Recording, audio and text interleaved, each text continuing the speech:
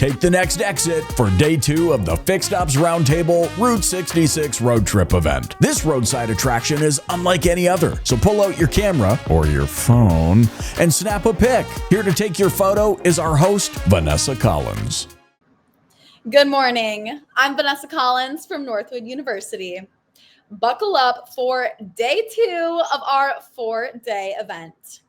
Mingle with memorabilia from the historic route across America. So sort through the souvenirs and dine in at the best dives with the Fixed Ops Roundtable for our Route 66 road trip event.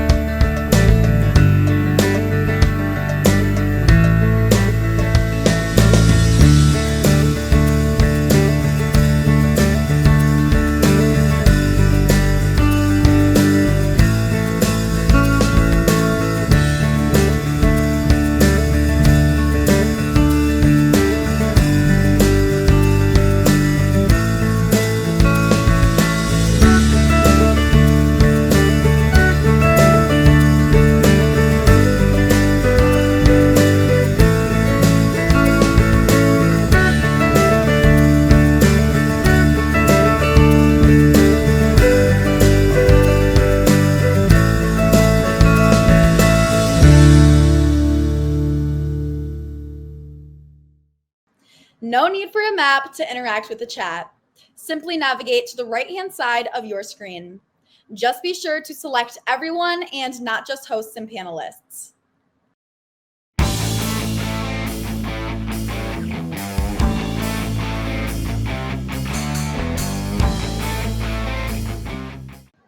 Looks like our ride is here. Pulling up is our first speaker, Maher, the CEO of BizzyCar.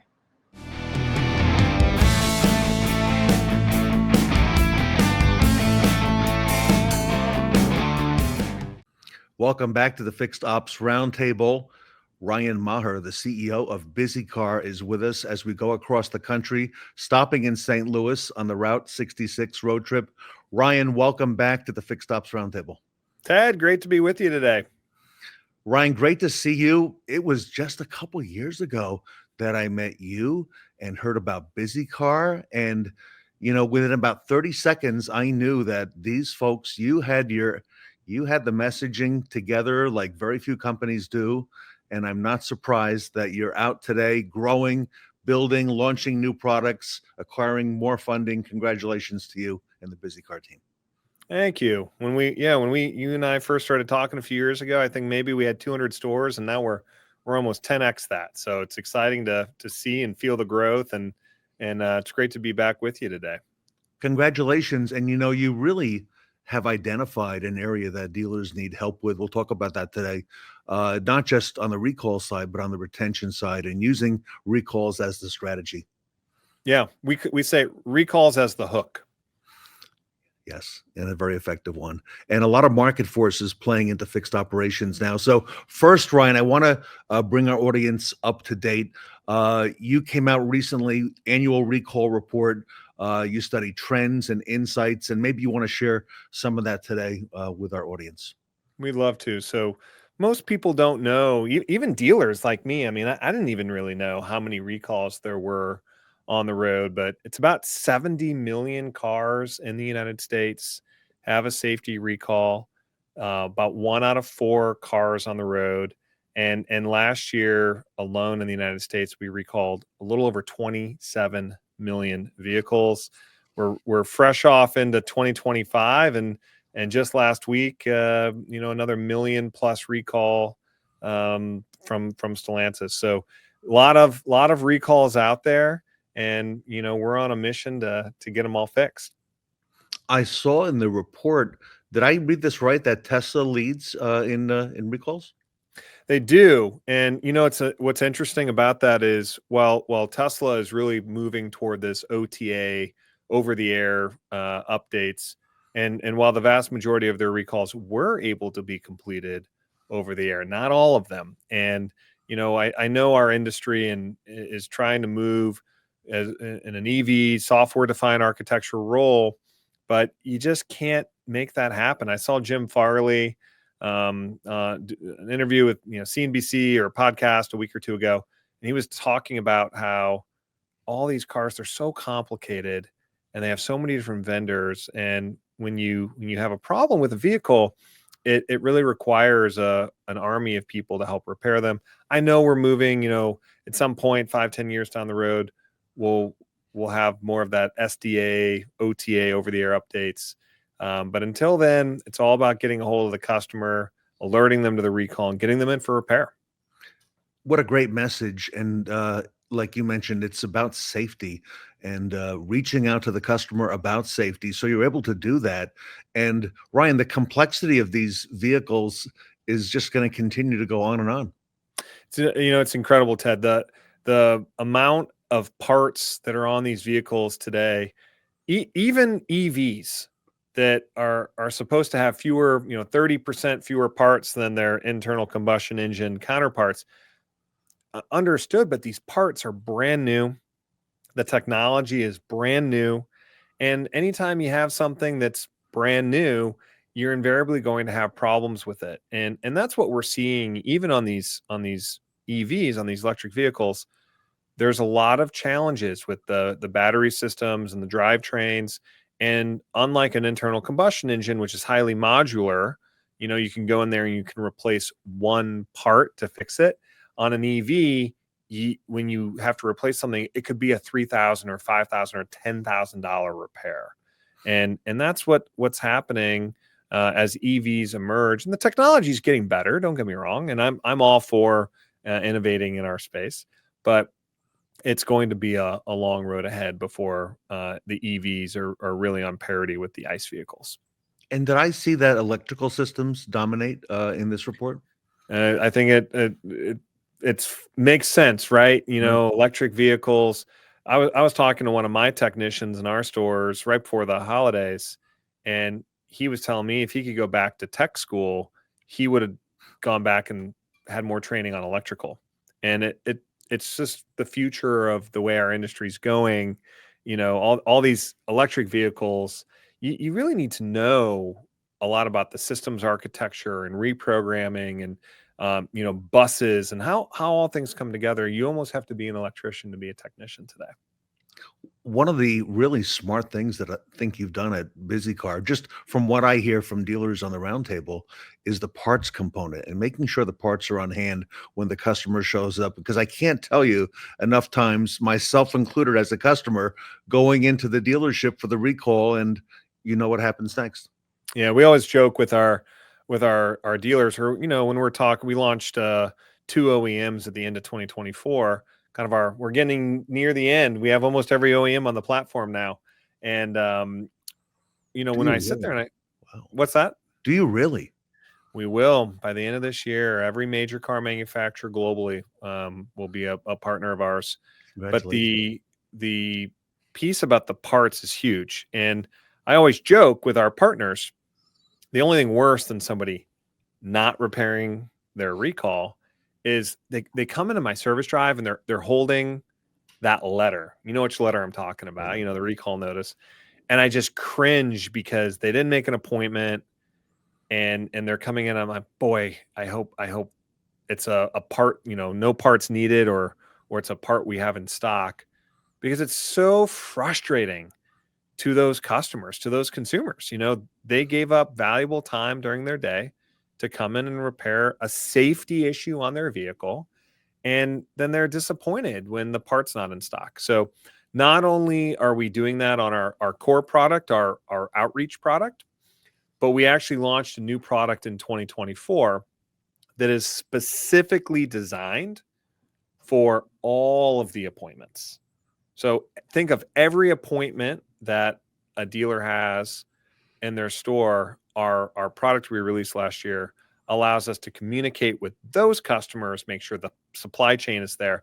It's been our fastest growing product, and we've had some big publics buy it for their entire dealer body.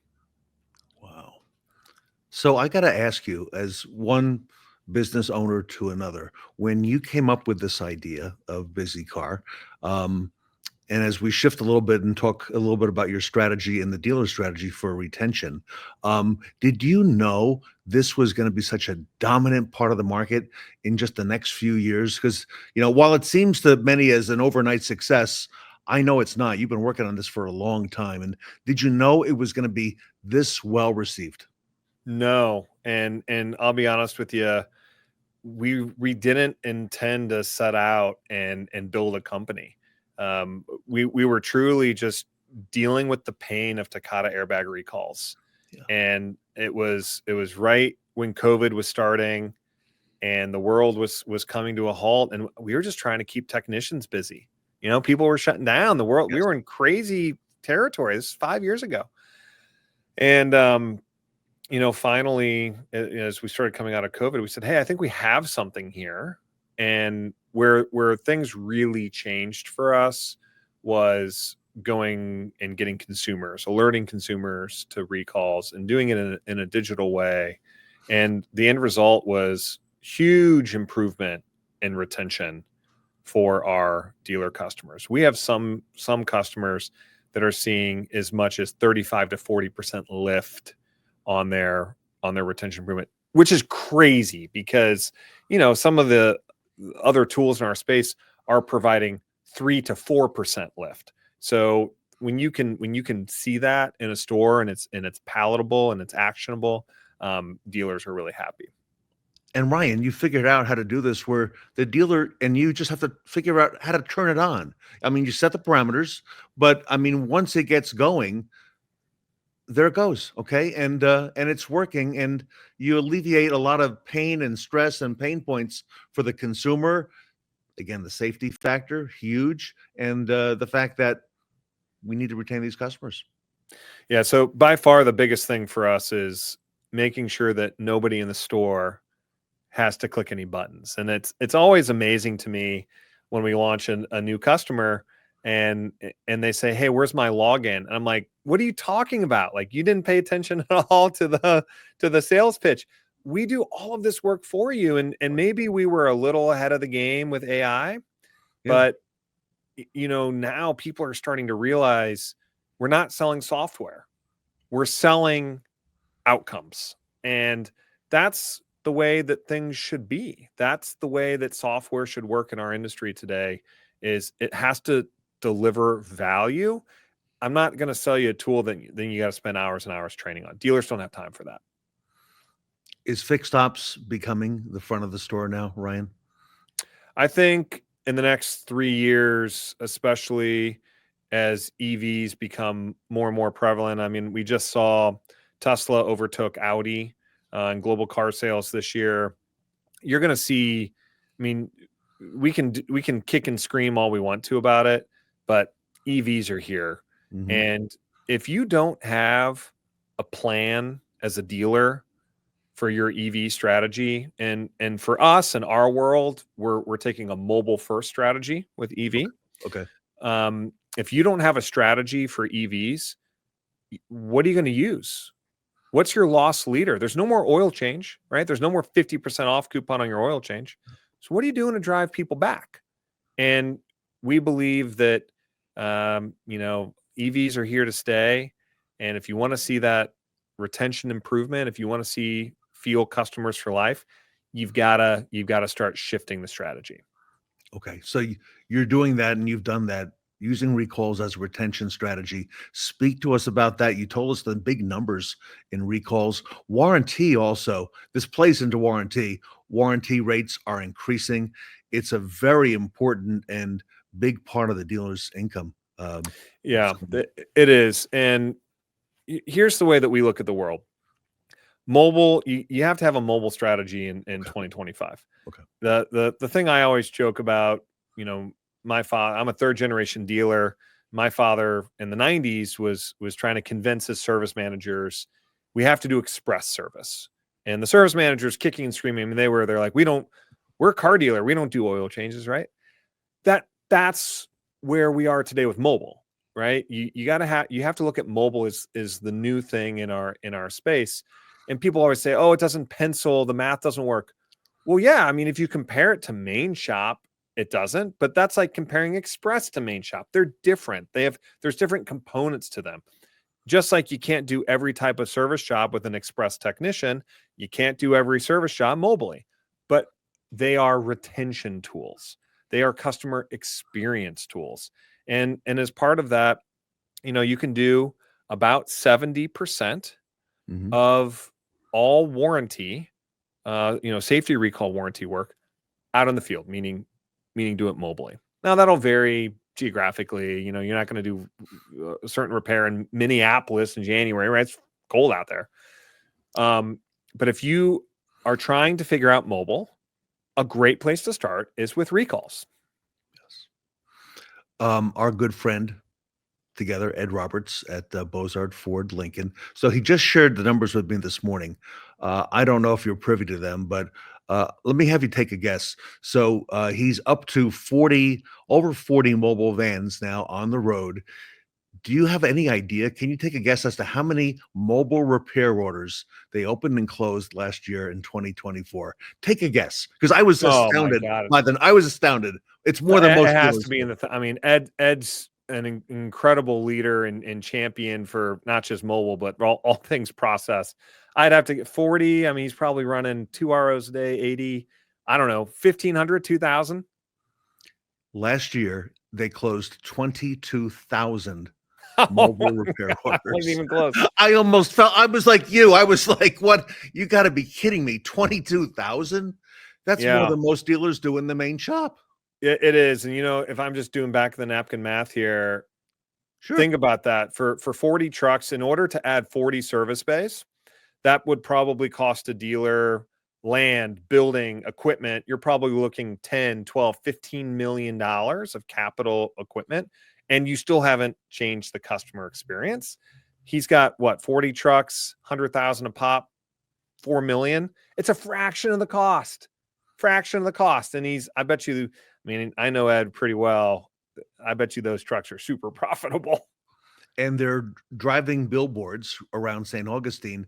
And the other thing I learned when I was there last month, speaking to him and to Jeff King, whom I know you know, they said it's not unusual to go an entire month and have 100% complete customer satisfaction on all the perfect CSI on all of the surveys coming back on these mobile ROs. And Ryan, I can see why you've made mobile a big part of the BizzyCar strategy. Yeah, mobile's been huge for us. And, I'm not surprised to hear these numbers from Ed. And for those of you who are watching or listening, if Ed is incredibly humble, and I've been down to his store multiple times. It's one of the most incredible Ford Lincoln operations. There's a restaurant in the store. I mean, he's got it figured out, and people love working there. But the key to, I think, a lot of that success is he's willing to innovate, and he's willing to try new things. And in mobile, a lot of dealers will do it kicking and screaming. They'll say it doesn't work. It won't work in my market. And it's a farce. I mean, mobile apps, not only does it work, not only is it incredibly profitable, but it is a great way to get your brand out to your customers. And you sell more cars. Like, at the end of the day, I'm a car dealer. I want to sell more cars, and this is how you do it. All right. So you're working with dealers on the mobile side as well in a big way from what I'm hearing around the country. Tell us a little bit more about that. So mobile was something 2 years ago that we were hearing from our customers, meaning dealers, and they really wanted an opportunity to give a better recall experience. And that started with Service Valet.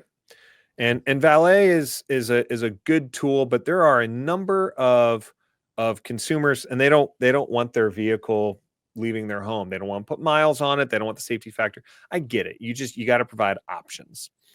And so we started working. We'd always had a mobile technician app, but it was really there for just some basic needs. And we sat down with a group of dealers and really went nuts with mobile.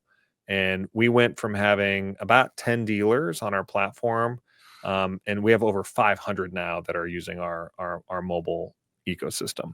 over 400 alone last year that we signed up. And the benefit is when you start tying these tools together and the app just works like it's supposed to, you create a great consumer experience, but you also create a great employee experience. So, our mobile app, we are really taking into consideration the mobile coordinator, the service advisor, the parts manager, and the tech. You have to think through all of these use cases and make it simple and convenient for everybody. So for the dealers who say or said, and going back to something you mentioned a few minutes ago, it doesn't pencil, you can help make this pencil using recalls as part of that strategy. Recalls are a part of it. It'll get you started. So I always tell people when they want to get started with mobile, there's 3 things you have to do. 1, use recalls as a hook because you have a predictable revenue stream. Step 2, you got to have the right technology. This is a new thing. Think about all the SLT, the service lane tech that we have today. I mean, there's apps and MPIs and sensors, and you can't leave the store and throw that stuff out, right? We've spent years as dealers honing our process, and you got to have that process drilled in. And then 3rd, you got to have a champion. You got to have somebody that cares. I talk at a lot of 20 groups, and I talk to dealer principals, and they say, oh yeah, we're going to do mobile.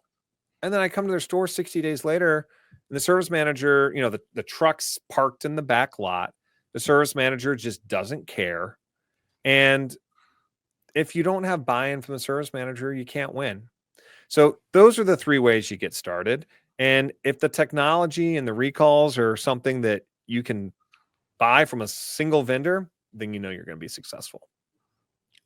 All right, Ryan, and you make it easy for dealers to get on board with BizzyCar. Speak to us about that, because I've heard so many dealers say it's very attractive. It's an easy decision, and tell us a little bit. And I know you have many franchises you're working with.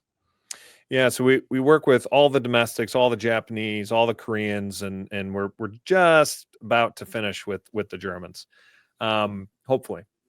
But the way in which we onboard a dealer on the recall side, so kind of taking a step back here from mobile, the way that we do things on the recall side is we call it automagical.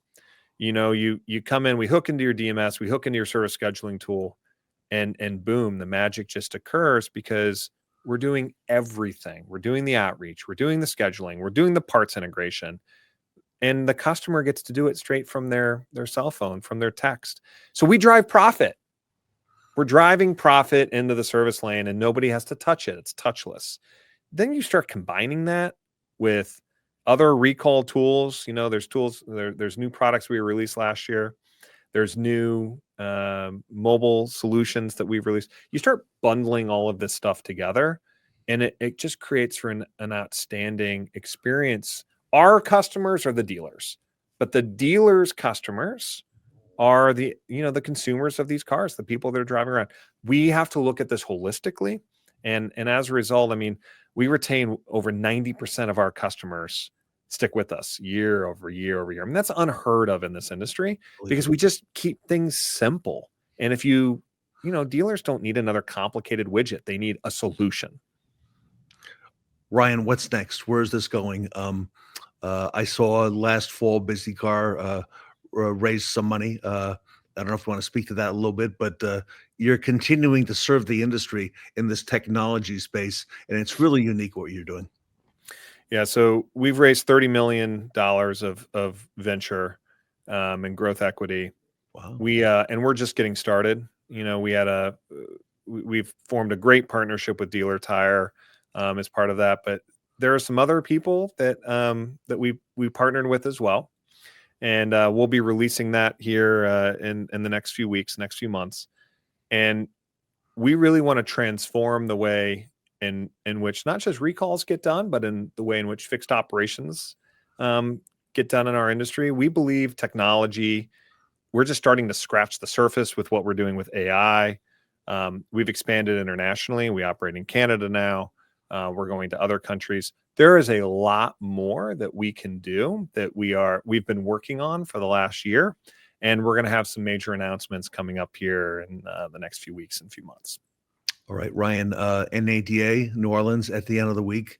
I understand you'll be there. BizzyCar will be there, and you're setting some appointments to meet with some dealers, I hear. We are our calendars are pretty packed at this point.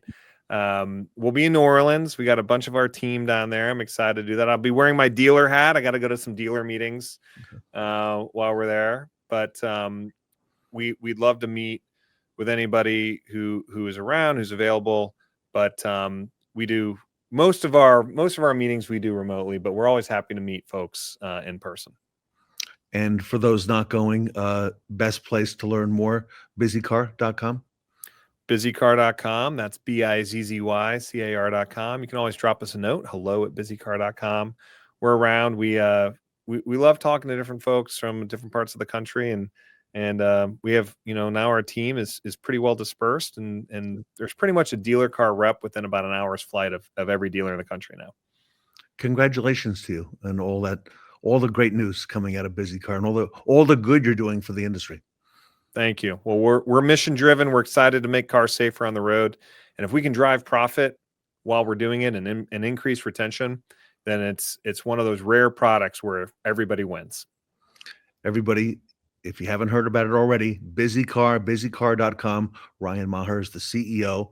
Visit them on the web. Also, Ryan's email is scrolling at the bottom. They're very active in the fixed ops community and all of retail. They'll be at NADA later this week. And Ryan Maher, thank you for all you do for the industry. Great to be with you, Ted. Great to see you. Ryan Maher from BizzyCar here today at the Fixed Ops Roundtable. Welcome to the all-new BizzyCar. Recalls made easy. What does your recall process look like today? Do you rely on the reactive mix of mailers, emails, and calls that your service advisors catch them as they come into the service drive? Tomorrow's proactive process looks much different. With automation leading the way via texts, a mix of live outreach, and advanced appointment scanning. Here's how the BizzyCar process works. Step 1. Get the data directly from your manufacturer. Then integrate with your DMS and scheduling software. Add in a mix of BizzyCar's own proprietary data along with AI-powered website scanning, and voila, it's on step 2. Now it's time to identify which VINs have open recalls on them and help you in 3 different categories. Consumers, fleet, and B2B, which consists of the other franchise and used car lots in your PMA. Slide on into step 3. Here comes the automation. BizzyCar has a very robust, smart-driven texting platform that automatically helps reduce no-shows and give your customers their preferred method of communication. Now you're getting somewhere. Step 4 is all you. We schedule according to your preferences. You complete the job checking. Little to no effort on your part and guaranteed ROI on our part. Call or email to schedule your BizzyCar demo today.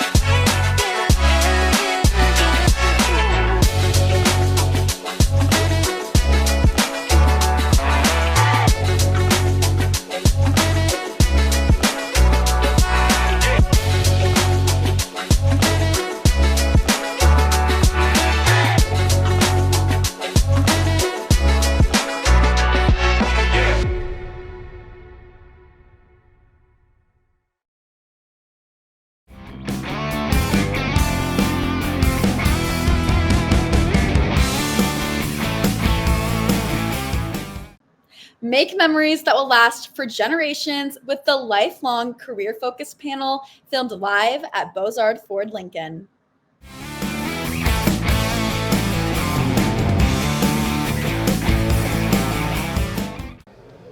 Welcome back to the Fixed Ops Roundtable. I am Ted Ings here with Katrina Ness.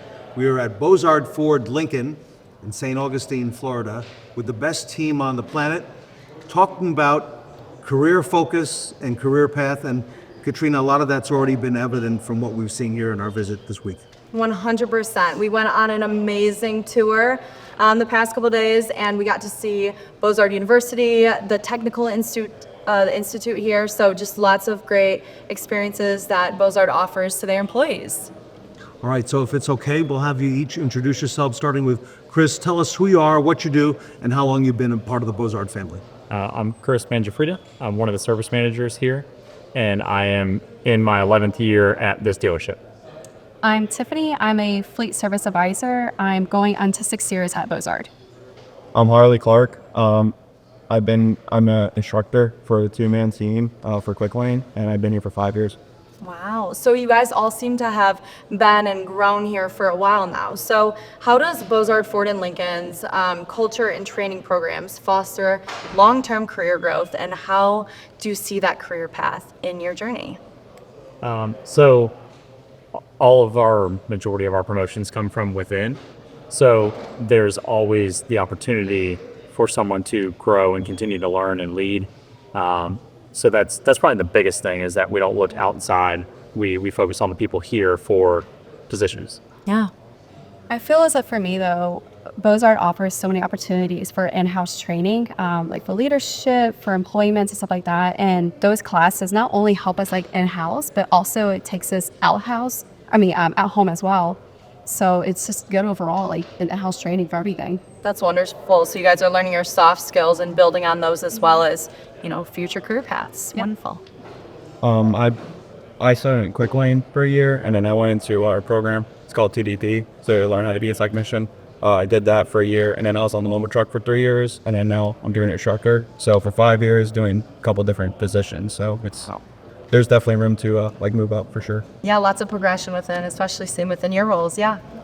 Harley, when we first met you last year, I recall you were on the mobile truck when Ed did the introductions, back when there was maybe only 8 to 10 mobile vans. Yes, sir.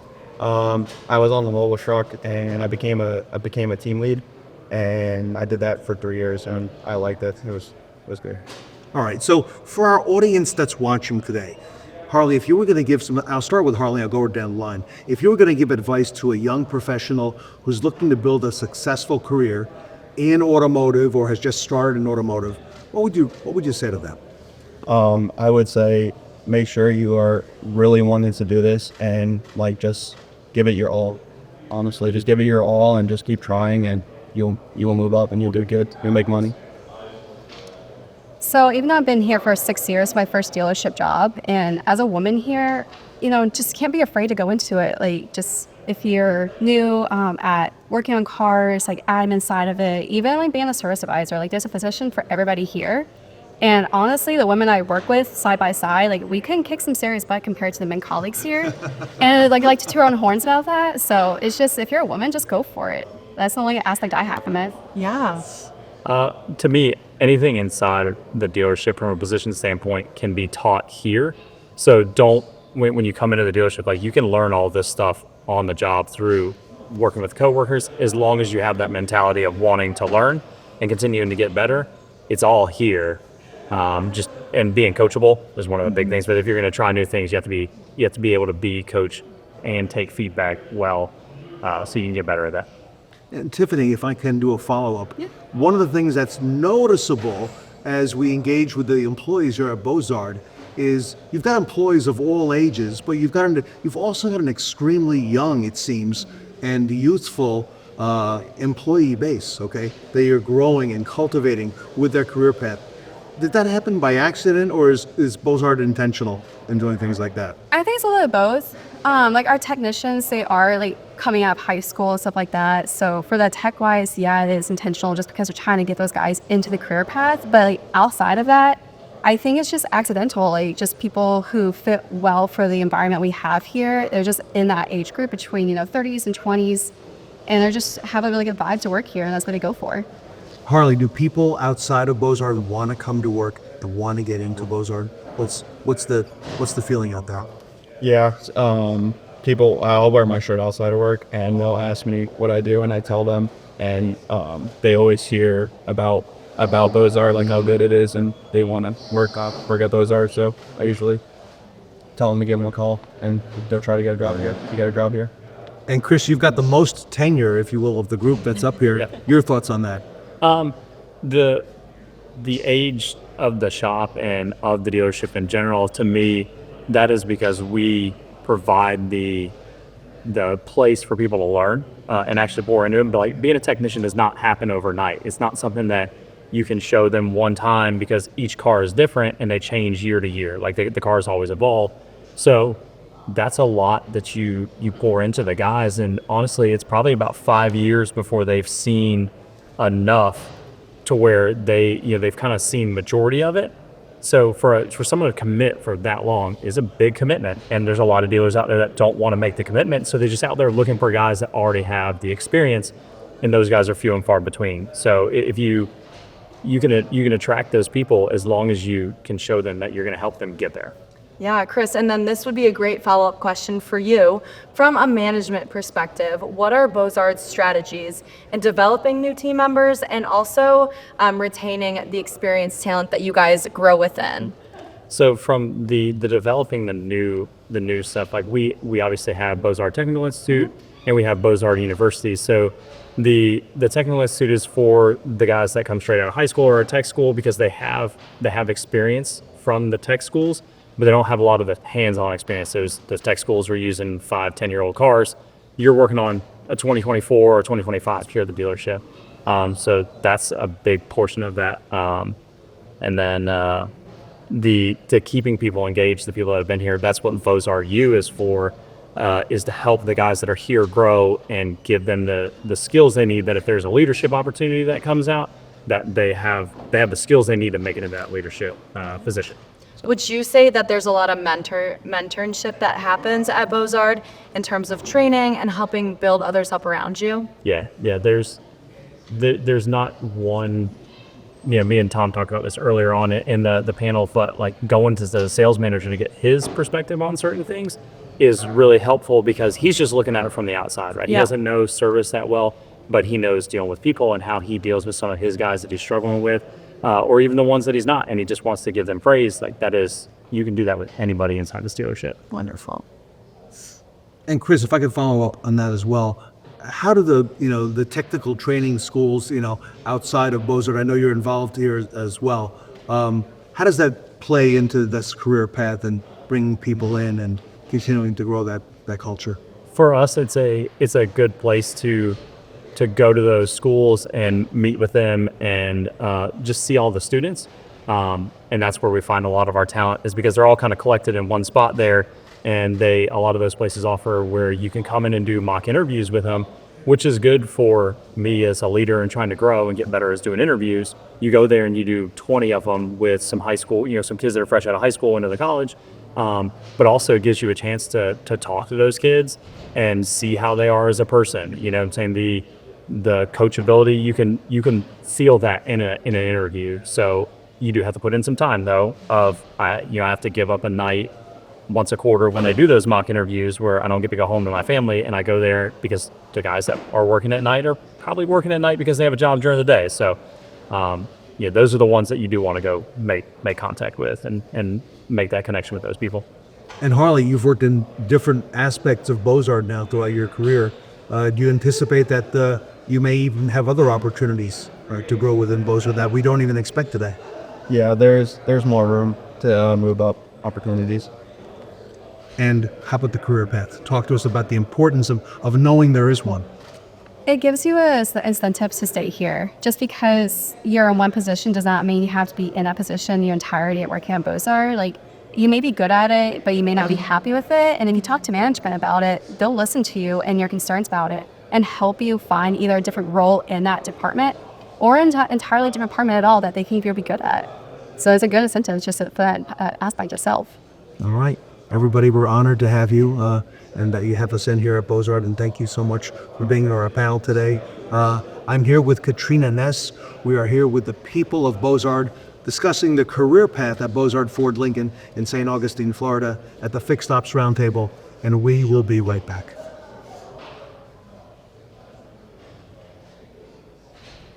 Clear. Okay, great. Okay,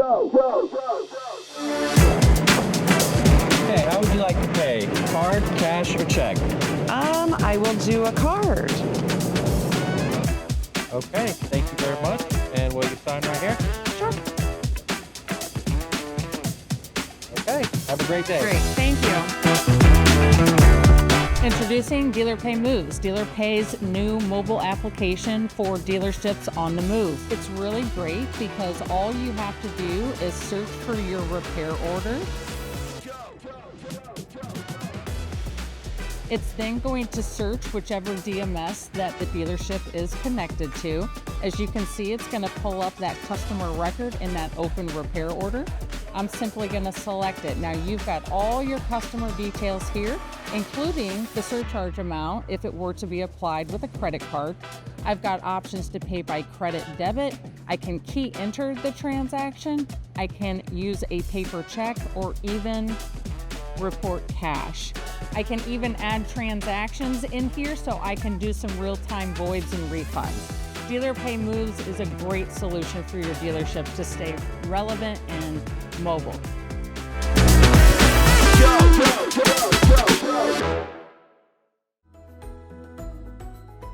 Lyft Concierge's courtesy ride platform makes it easy to send reliable, affordable rides to the people who matter to your organization, even if they don't have the Lyft app. Here's how it works. To start a new ride, log in on your desktop or mobile device and click Request. Then, fill out your rider's info. You'll see the ride's price and distance up front. Need to message the driver? Add a note here. Send the ride right away, schedule it for later, or send a flexible ride that riders can request on their own. Choose the ride type that fits your rider's needs, such as luxury and extra seat options. And voila, your ride request is on the way. Once a nearby driver accepts the ride, your rider will receive a text message with everything they need to know for a smooth pickup. If your rider doesn't have a mobile phone, they'll receive an automated call to their landline with all the details. From your dashboard, you can track and monitor active and upcoming rides and support your riders. With Lyft Concierge, you can take better care of your people, simplify transportation management, and drive your organization forward. Log in to send a ride with Lyft Concierge.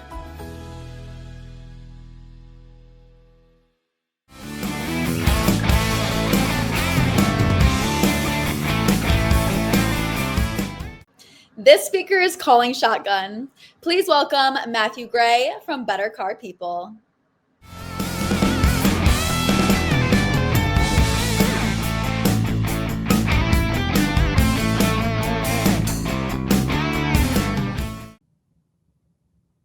Welcome back to the Fixed Ops Roundtable. I'm Sarah Vantine here with Matthew Gray of Better Car People and Brook.ai. Matthew, welcome to the Fixed Ops Roundtable. Oh, thanks so much. Glad to be here, Sarah. We are so excited to have you part of our 27th event for the Route 66 road trip. And we've been talking a lot today about technology and blending technology with emotional intelligence. I'm looking forward, Matt. There's some exciting things coming up that you're going to be sharing with us. Yeah, looking forward to it. Yeah, I mean, it's where we got to be this day in fixed operations. So we have to really focus on our customers, creating that best level customer experience.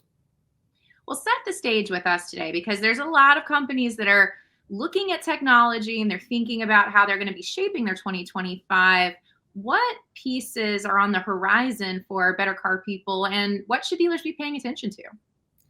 Well, Sarah, I mean, it's a great question. I mean, I think that dealers need to realize that with so many technology offerings that you have to be cognitive of the guest experience, right? So we have to spend more time training our employees, especially on the service drive and on the phones in your BDCs or your call centers as well, how to deliver a best level guest experience for customers. I mean, we have a lot of things going on with online scheduling tools, voice assistants and things like that. And those are great technologies and they're must-haves in today's market.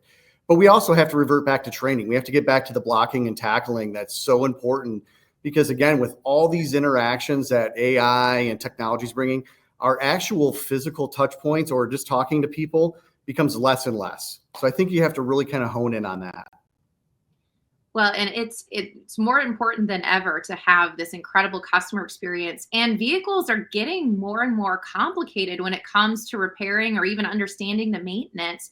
So, one of the things that we've wanted to discuss has been, how can service professionals explain complex vehicle issues to customers in a way that really builds trust and avoids confusion?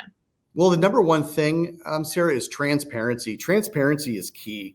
And I think that really starts from a dealer or a service manager, fixed ops director, taking a holistic view of all the things that you offer, whether it's on your phone. Number one, it's your website. We talk a lot about websites. It's like, do you have how-to videos or FAQ videos for customers? Are there things that we can send guests via text, like links, YouTube videos?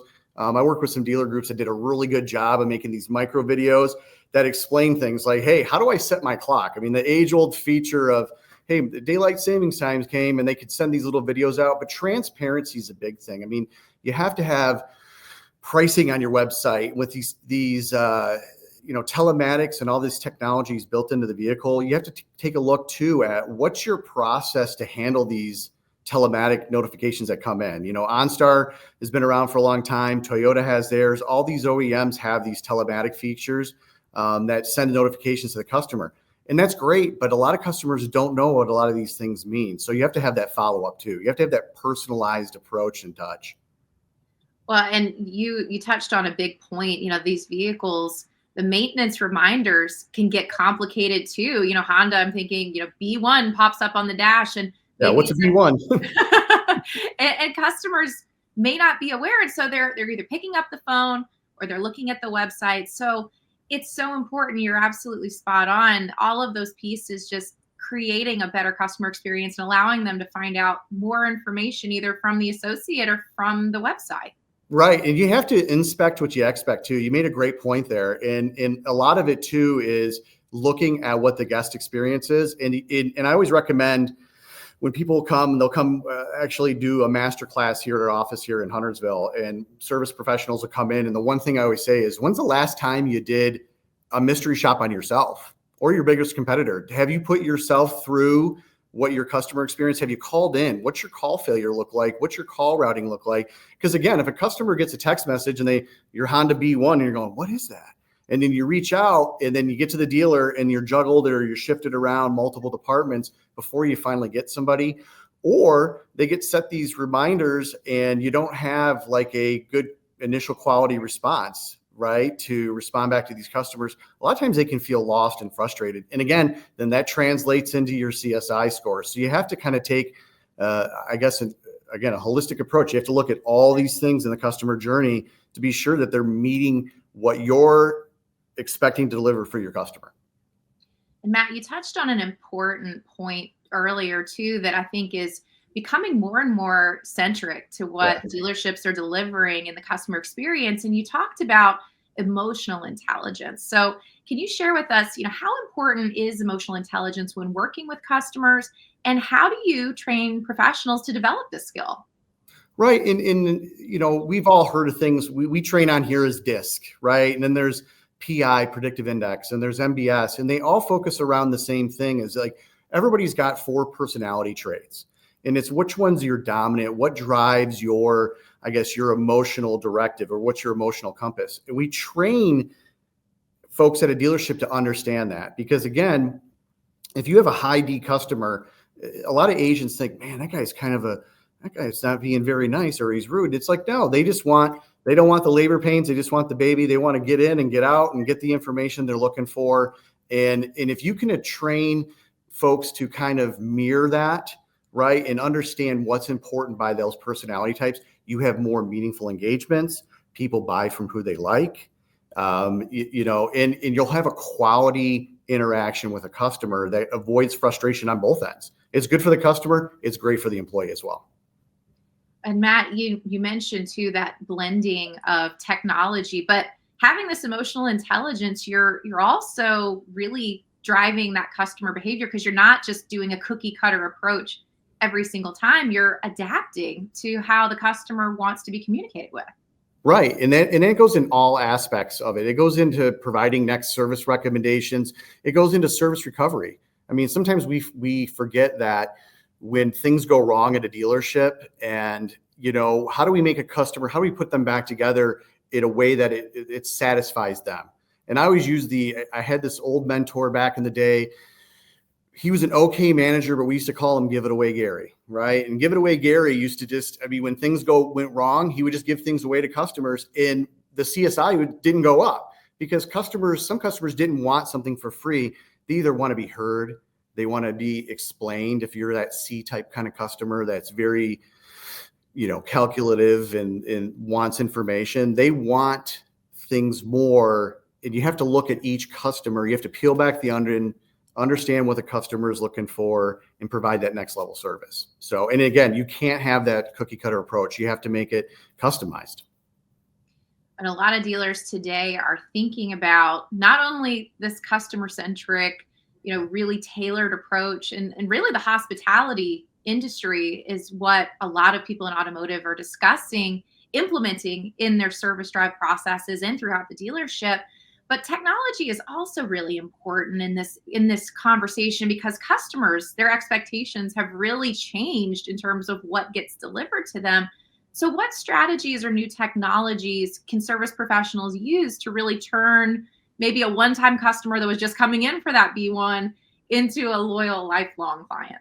Right. And again, it starts with, at the beginning, right? Do you have a good a phone system? Do you have a digital voice assistant that can help just with those basic needs that customers want? If a customer is looking to schedule an appointment, they should be able to do that either online easily in 4 to 5 steps, or they should be able to call in. If you have a DVA, a digital voice assistant, like a Brook AI or something like that, you have to make it so it's streamlined and easy for them to schedule. And that frees up advisors and BDC agents to have more meaningful engagement with customers. That's what customers are looking for. Because when I call in, we have to give both levels of service for a customer. They have to be able to go, all right, I can, self-service on a website or a DVA, but if I want to connect with somebody, I should be able to quickly, effortlessly, and that person on the phone should be trained in a manner to satisfy that customer, what that customers look for. So there's a lot of things out there. I mean, voice assistants,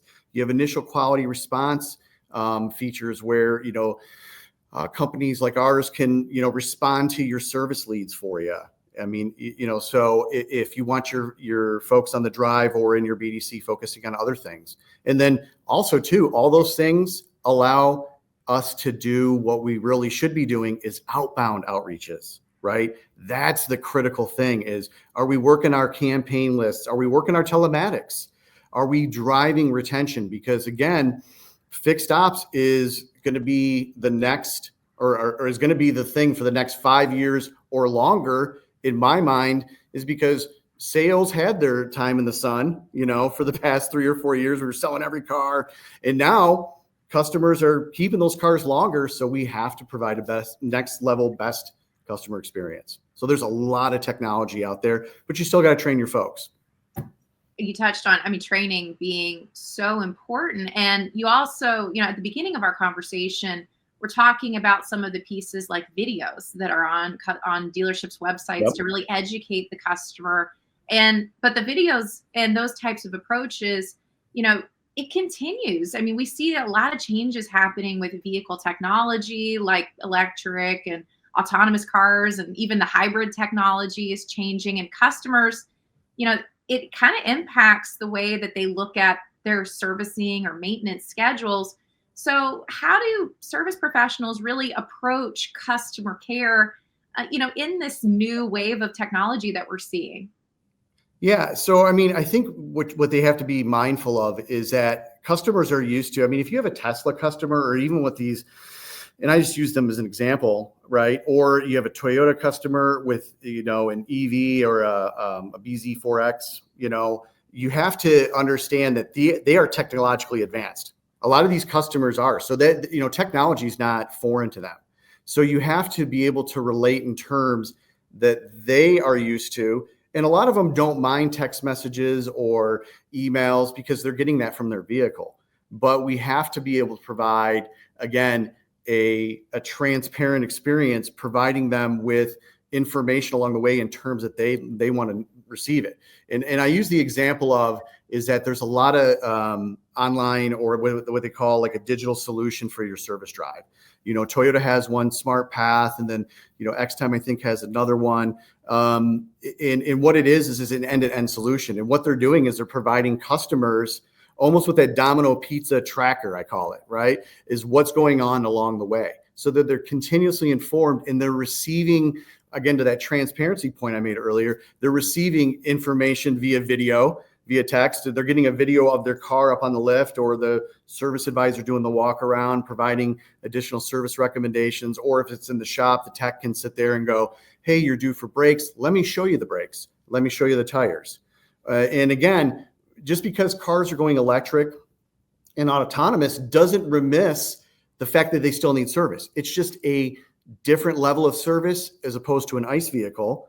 But we still have to keep the same, I guess, methodology and blocking and tackling of keeping customers, number one, informed, relating information where they can understand it, but on their terms, right? Because nothing's worse, and I always say this all the time, is that if a customer has to pick up a phone or send a text message in, hey, what's going on with my car? You're kind of failing at that advising job, right? We say service advisor, right? So we have to make sure that we're being mindful of all those things. And I don't think it necessarily changes, from years ago, what the customer's looking for. It's just we have more opportunity and avenues to deliver it. And so we have to make sure we're optimizing that.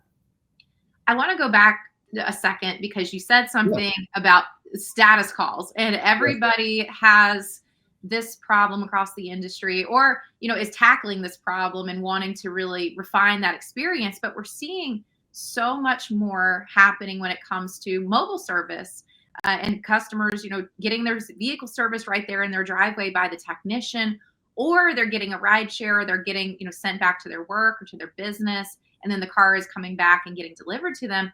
But when you mentioned, the advisor and getting those phone calls or those text messages, like, where is my car? What's the status? What's going on with it? I would love to get a little more insight from you on that, because that is a pain point that really happens a lot in this customer experience when you're taking the customer outside of the showroom or outside of the service waiting area and putting them back into their, work or business or in their driveway. So how do you suggest that dealers look at that communication element, and what best practices would you suggest? Well, it starts from the beginning, right? Sarah, when you're either interacting online or with a BDC agent or advisor taking that initial appointment, it's setting the expectation right off the bat, right? So how do you want to be communicated with? Is phone better? Because some people aren't tech savvy. Some people are like, you know what, please send me a text message. But you have to paint the picture. The best practices, I always say, is that whatever path or journey you're going to put your customer down, you have to make them aware of it. I remember we were helping stores launch their, digital solution for service, and it was heavily text, right? And a customer would get written up. And if you did not, I guess, make mention or set the expectation to the guests that they're going to be receiving text messages, the worst thing that happens is, guess what? They opt out. They go, I don't know, I got a text message from this. So we have to train advisors and BDC agents and call center folks to make sure we're communicating with the method that the customer wants, but B, setting the expectation of what they're going to receive. So we're saying, hey, because that'll avoid status checks, right? If we have a solid, an ounce of prevention's worth a pound of cure. If we set it up at the beginning, it's gonna be way better in the end. But we got to tell customers, hey, Sarah, I'm going to write up your vehicle. You're going to receive several text messages throughout your journey. Okay. Number one, you're going to receive one as soon as I hit print on the repair order. You're going to get one just welcoming you. And this is how I'm going to communicate with you throughout your service visit. And then you'll get another one. That'll be your multi-point inspection. Please make sure you open that up, because that's going to have the technician video and if he found anything. And then lastly, we can offer the customer an option to online bill pay now. So, and that's why I said earlier, with our touch points beginning to get smaller and smaller, where I'm actually communicating with a customer, we have to make those more impactful. We have to make them more tailored. We have to have employees that understand emotional intelligence, right? So that those AI things, so that they're like, hey, the AI is great and the technology is great, but when I talk to somebody, I want somebody to solve my problems. So I think understanding all that, But it all starts from the beginning, is making sure you're getting an opt-in, make sure that the customer knows what to expect, number two. And then number three, you got to deliver on it. Because I always say, like, when back in the day, email, you could, somebody emailed you, especially in sales, you could respond in a half hour, an hour, and that was fine. That was acceptable to get a response. Text messages, you're talking minutes. So if you're not prepped to do that, and if you're not leveraging the technology to take some of the burden off of the folks that have to maybe manually communicate or pick up a phone, right, we're missing the mark. Because just ask my wife. If she's left unread for more than 5 minutes, there's a longer conversation afterwards. So, well, and you are spot on. Those kind of mistakes happen, and it's process breakdowns, it's different things that really drive that. Sometimes service advisors have difficulty navigating between different communication tools that they're utilizing to make those messages or those communications happen. And really, Better Car People, y'all help dealers throughout that entire process, looking at all of the different ways that they could better utilize their communication strategies. So, what are some common mistakes that you see automotive service professionals making when they deal with customers, and how can they be avoided? Right. And I think it boils down to they take what you mentioned earlier, is they take a cookie cutter approach. That's mistake number one. That I'm going to interact with every customer always the same way. I'm not going to customize the experience. Number two, I think that mistakes that service professionals make is that they don't, again, going back to what I said earlier, is inspecting what you expect, right? You have to look at it. And what we offer here too is, we can do assessments. A dealer can do a self-assessment. I always say, just mystery shop all your folks, call all your phone lines, that everything that's published with service, because nothing's more frustrating than if I can't get a hold of you on your published Google business number, or your website number doesn't work. So when I do need to call, and then on the drive, I think some of the mistakes are, not, again, setting the proper expectations, not doing some of the basics. And I spend a lot of time training on this in my workshops is the lost art of the walk around, right? Is doing a vehicle walk around on exception, because again, that might be the only touch point you have with that customer, because everything else is via text or email or whatnot. And they might pick up, do a, express checkout or something like that. So I might not even get a chance to make that impression with them. So I say at the beginning, doing those walk arounds, and then keeping customers updated, right? Leverage your technology. And I always recommend dealers too, do a technology audit, because a lot of times we have all these things at our fingertips, but sometimes I go into stores and I'm on site training with the team, and a lot of folks don't know what they have access to, and one advisor does. One advisor goes, oh yeah, I just use this platform and I can text right through it and I can send them. And then the other advisor's like, I never knew we had that. So sometimes it's just regrouping, having a meeting, just breaking down all your technology, training all your folks, and again, just inspecting what you expect. Matt, it has been just a pleasure to get to hear all of your insight from Better Car People and all the wonderful things that you're seeing in the industry. Matt Gray, everybody, Better Car People down at the bottom. And Matt, where can our listeners go to learn more information? They can learn, go to Better Car People, our website. They can go to Brook AI. We're actually going to be at NADA. I think our booth number's down in the ticker, 5929. If you want to come and see this face again, I'll be presenting. So feel free to stop in our workshop. I believe it's Friday. We're having a workshop too as well. So. Excellent, Matt. Well, and we look forward to having you back in 2025 for more segments with the Fixed Ops Roundtable. Thank you for sharing all of your insights with us today. Thanks, Sarah. Glad to be here. Everyone, Matthew Gray of Better Car People here with us today at the Fixed Ops Roundtable. We are Better Car People. Every missed lead is a missed deal. We'll show you how to connect with modern customers. We're calling the right customers with the right message at the right time. And it's funny, if you call them, they will respond. Better Car People Sales BDC delivers reactive lead management, proactive campaigns, and long-term engagement. Welcome back. My name is Brooke.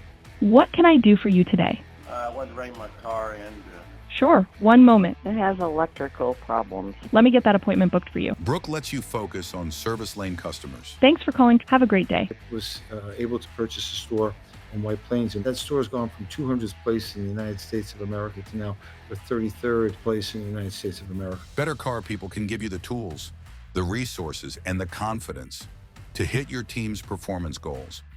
Supercharge your sales process with Better Car People's sales BDC solutions. Connect with us today. I'm out here today appraising and buying cars from total strangers using just two things, our AccuTrade mobile app and our Bluetooth OBD2 scanner. That's all we need in order to give them a 100% instant offer guaranteed by AccuTrade. So let's tell Maeve what her vehicle is worth and what we're willing to write you a check for. Let's do it. No way! Right? No! I might want my check. Okay, we can. That's all it takes.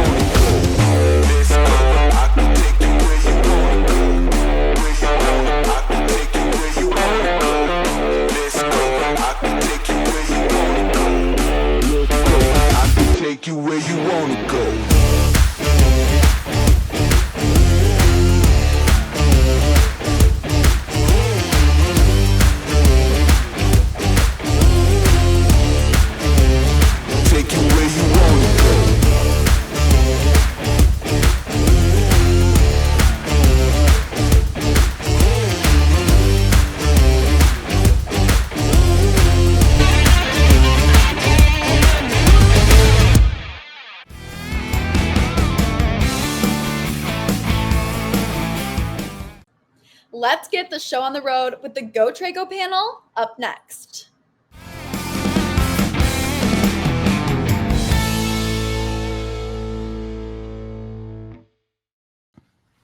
Welcome back to the Fixed Ops Roundtable. I'm Sarah Vantine here with Ted Ings. Today, we are so excited to have the GoTreo panel with us.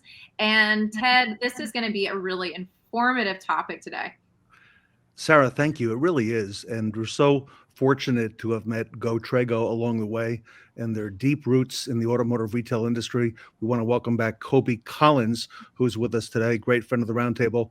Cobi, welcome. And you've got some friends with you to introduce. I do. I have two really critical friends to introduce today.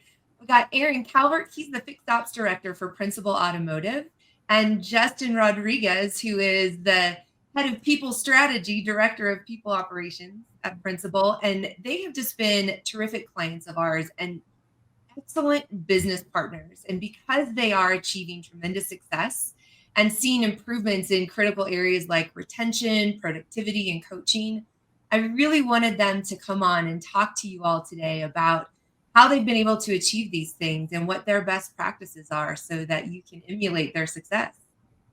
And Cobi, before Sarah and I ask some questions of Aaron and Justin, give us a little bit of color for our audience who may not have heard about GoTreo yet. What does the company do, and who do you work with specifically? Great. So we are actually an employee assessment company, and the Trego assessment, or the TPS, the Trego Personnel Survey, is specifically developed with and for the automotive industry. So for automotive professionals and dealerships especially. We've actually been working in this industry now for 4 decades. I've not been there the entire time, but I've been there for 3 of those 4 decades. So it is just our honor to be able to introduce our tools in this forum at the Fixed Ops Roundtable so that you all know exactly what's available to you to improve your ability to capture the best talent for your teams. And that's what we're after. We want to see your organizations achieve what it is that the company started out to achieve. And the only way to do that is by fielding the best team. So we help you identify potential and then become the most attractive place to bring them in. Justin, I'd like to welcome you first to the Fix Ops Roundtable. Welcome, as well as Principal Automotive Group. You're in San Antonio, and I'm up here in the New York area, and we have heard and seen so much happening in the retail automotive industry in San Antonio. It looks like that area is growing and bustling, and so much happening in retail. And I would imagine you probably have a choice of a lot of folks that you could be hiring. Tell us a little bit about the group and then your experience with GoTrego. Absolutely. Thank you so much for having me today. We've grown tremendously. I've been with the organization for 6.5 years. When I joined the organization, we sat at about 320 associates, full-time associates. Today, we sit at about 670. So we've gone through a lot of growth over the last 6 years. And as much as we are going out and going to find new talent, great talent, people to come and work with some tremendous brands that we represent with our OEM partners, we're also competing in the market to attract people to not only come to the automotive industry, but also why Principal Auto Group is a great place to come and work. And so partnering with people like GoTrego and some of our other vendor partners have been really, really helpful for us to identify not only who's a great person to get them in the organization, but where can we put them so that they thrive within the organization. And Justin, if you don't mind, for the audience, what brands does Principal represent there in the market? So we have a BMW, Mini, Volvo, Infiniti, Hyundai, and Toyota. Well, all right, very good. And let me come over to Aaron. I understand you've got some deep experience with GoTrego. I'll let you tell us a little bit about that and your experience here at Principal with GoTrego. Yep. Well, yeah, I in my previous life was with an organization that's been using Trego since I signed on with them back in 1999 and probably prior to that. For the first 10 years of my management career, I actually used this test intimately with other decision makers on who we were going to bring in to fit our culture and fit our parameters of who we were looking for to join the automotive industry. And not just from an automotive standpoint, but also who was going to have the best customer service, who was going to be able to withstand the pressure of the automotive world and in the retail environment. And so I've been with Principal now for coming up on 8 years, and we partnered with GoTrego, which I was obviously advocating for from day one of getting that back, because the hiring process was a little more challenging without that tool to go back on. We used other vendors and tried to emulate what GoTrego could do, but really getting this test back, this system back into our environment has helped tremendously, not only from hiring great people, which is one of our guiding principles, but also from retaining those people and keeping them in the Principal family. And Aaron, you use the assessment in fixed operations there at Principal? Absolutely. We use it from every position, from our support staff coordinators, which is our valets, transportation departments, frontline associates, to our service advisors, our management team, our parts department, body shop estimators, technicians. Everybody goes through the TPS, and then we evaluate those results as to how well they will fit, both from a cultural standpoint as well as a can-do standpoint. Justin, to Aaron's point, talking about the TPS and how everything keeps evolving with employee retention and keeping better employees in your organization, could you share with us a little bit how have you seen these tools specifically help impact key areas like retention and productivity within the organization? Yeah, so I think that's a big thing. One of the things that the word that Aaron used, I think, is really good, because he talked about the system of using the TPS, because it's not just a survey or a test, or it's a one-time thing where, hey, it's binary, pass, fail, you got the job, you didn't get the job. We regularly go back and we look at that survey in order for us to talk about our retention strategies, our succession planning, when we're opening up a new point or when we have a new dealership or an open position? Where do we go back and look at where maybe we have underutilized talent so that we can promote from within?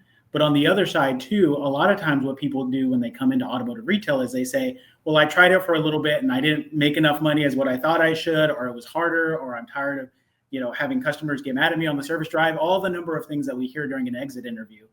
And prior to having those conversations, when they're giving us a 2 weeks notice, we can sit down with them and say, what's working, what's not working.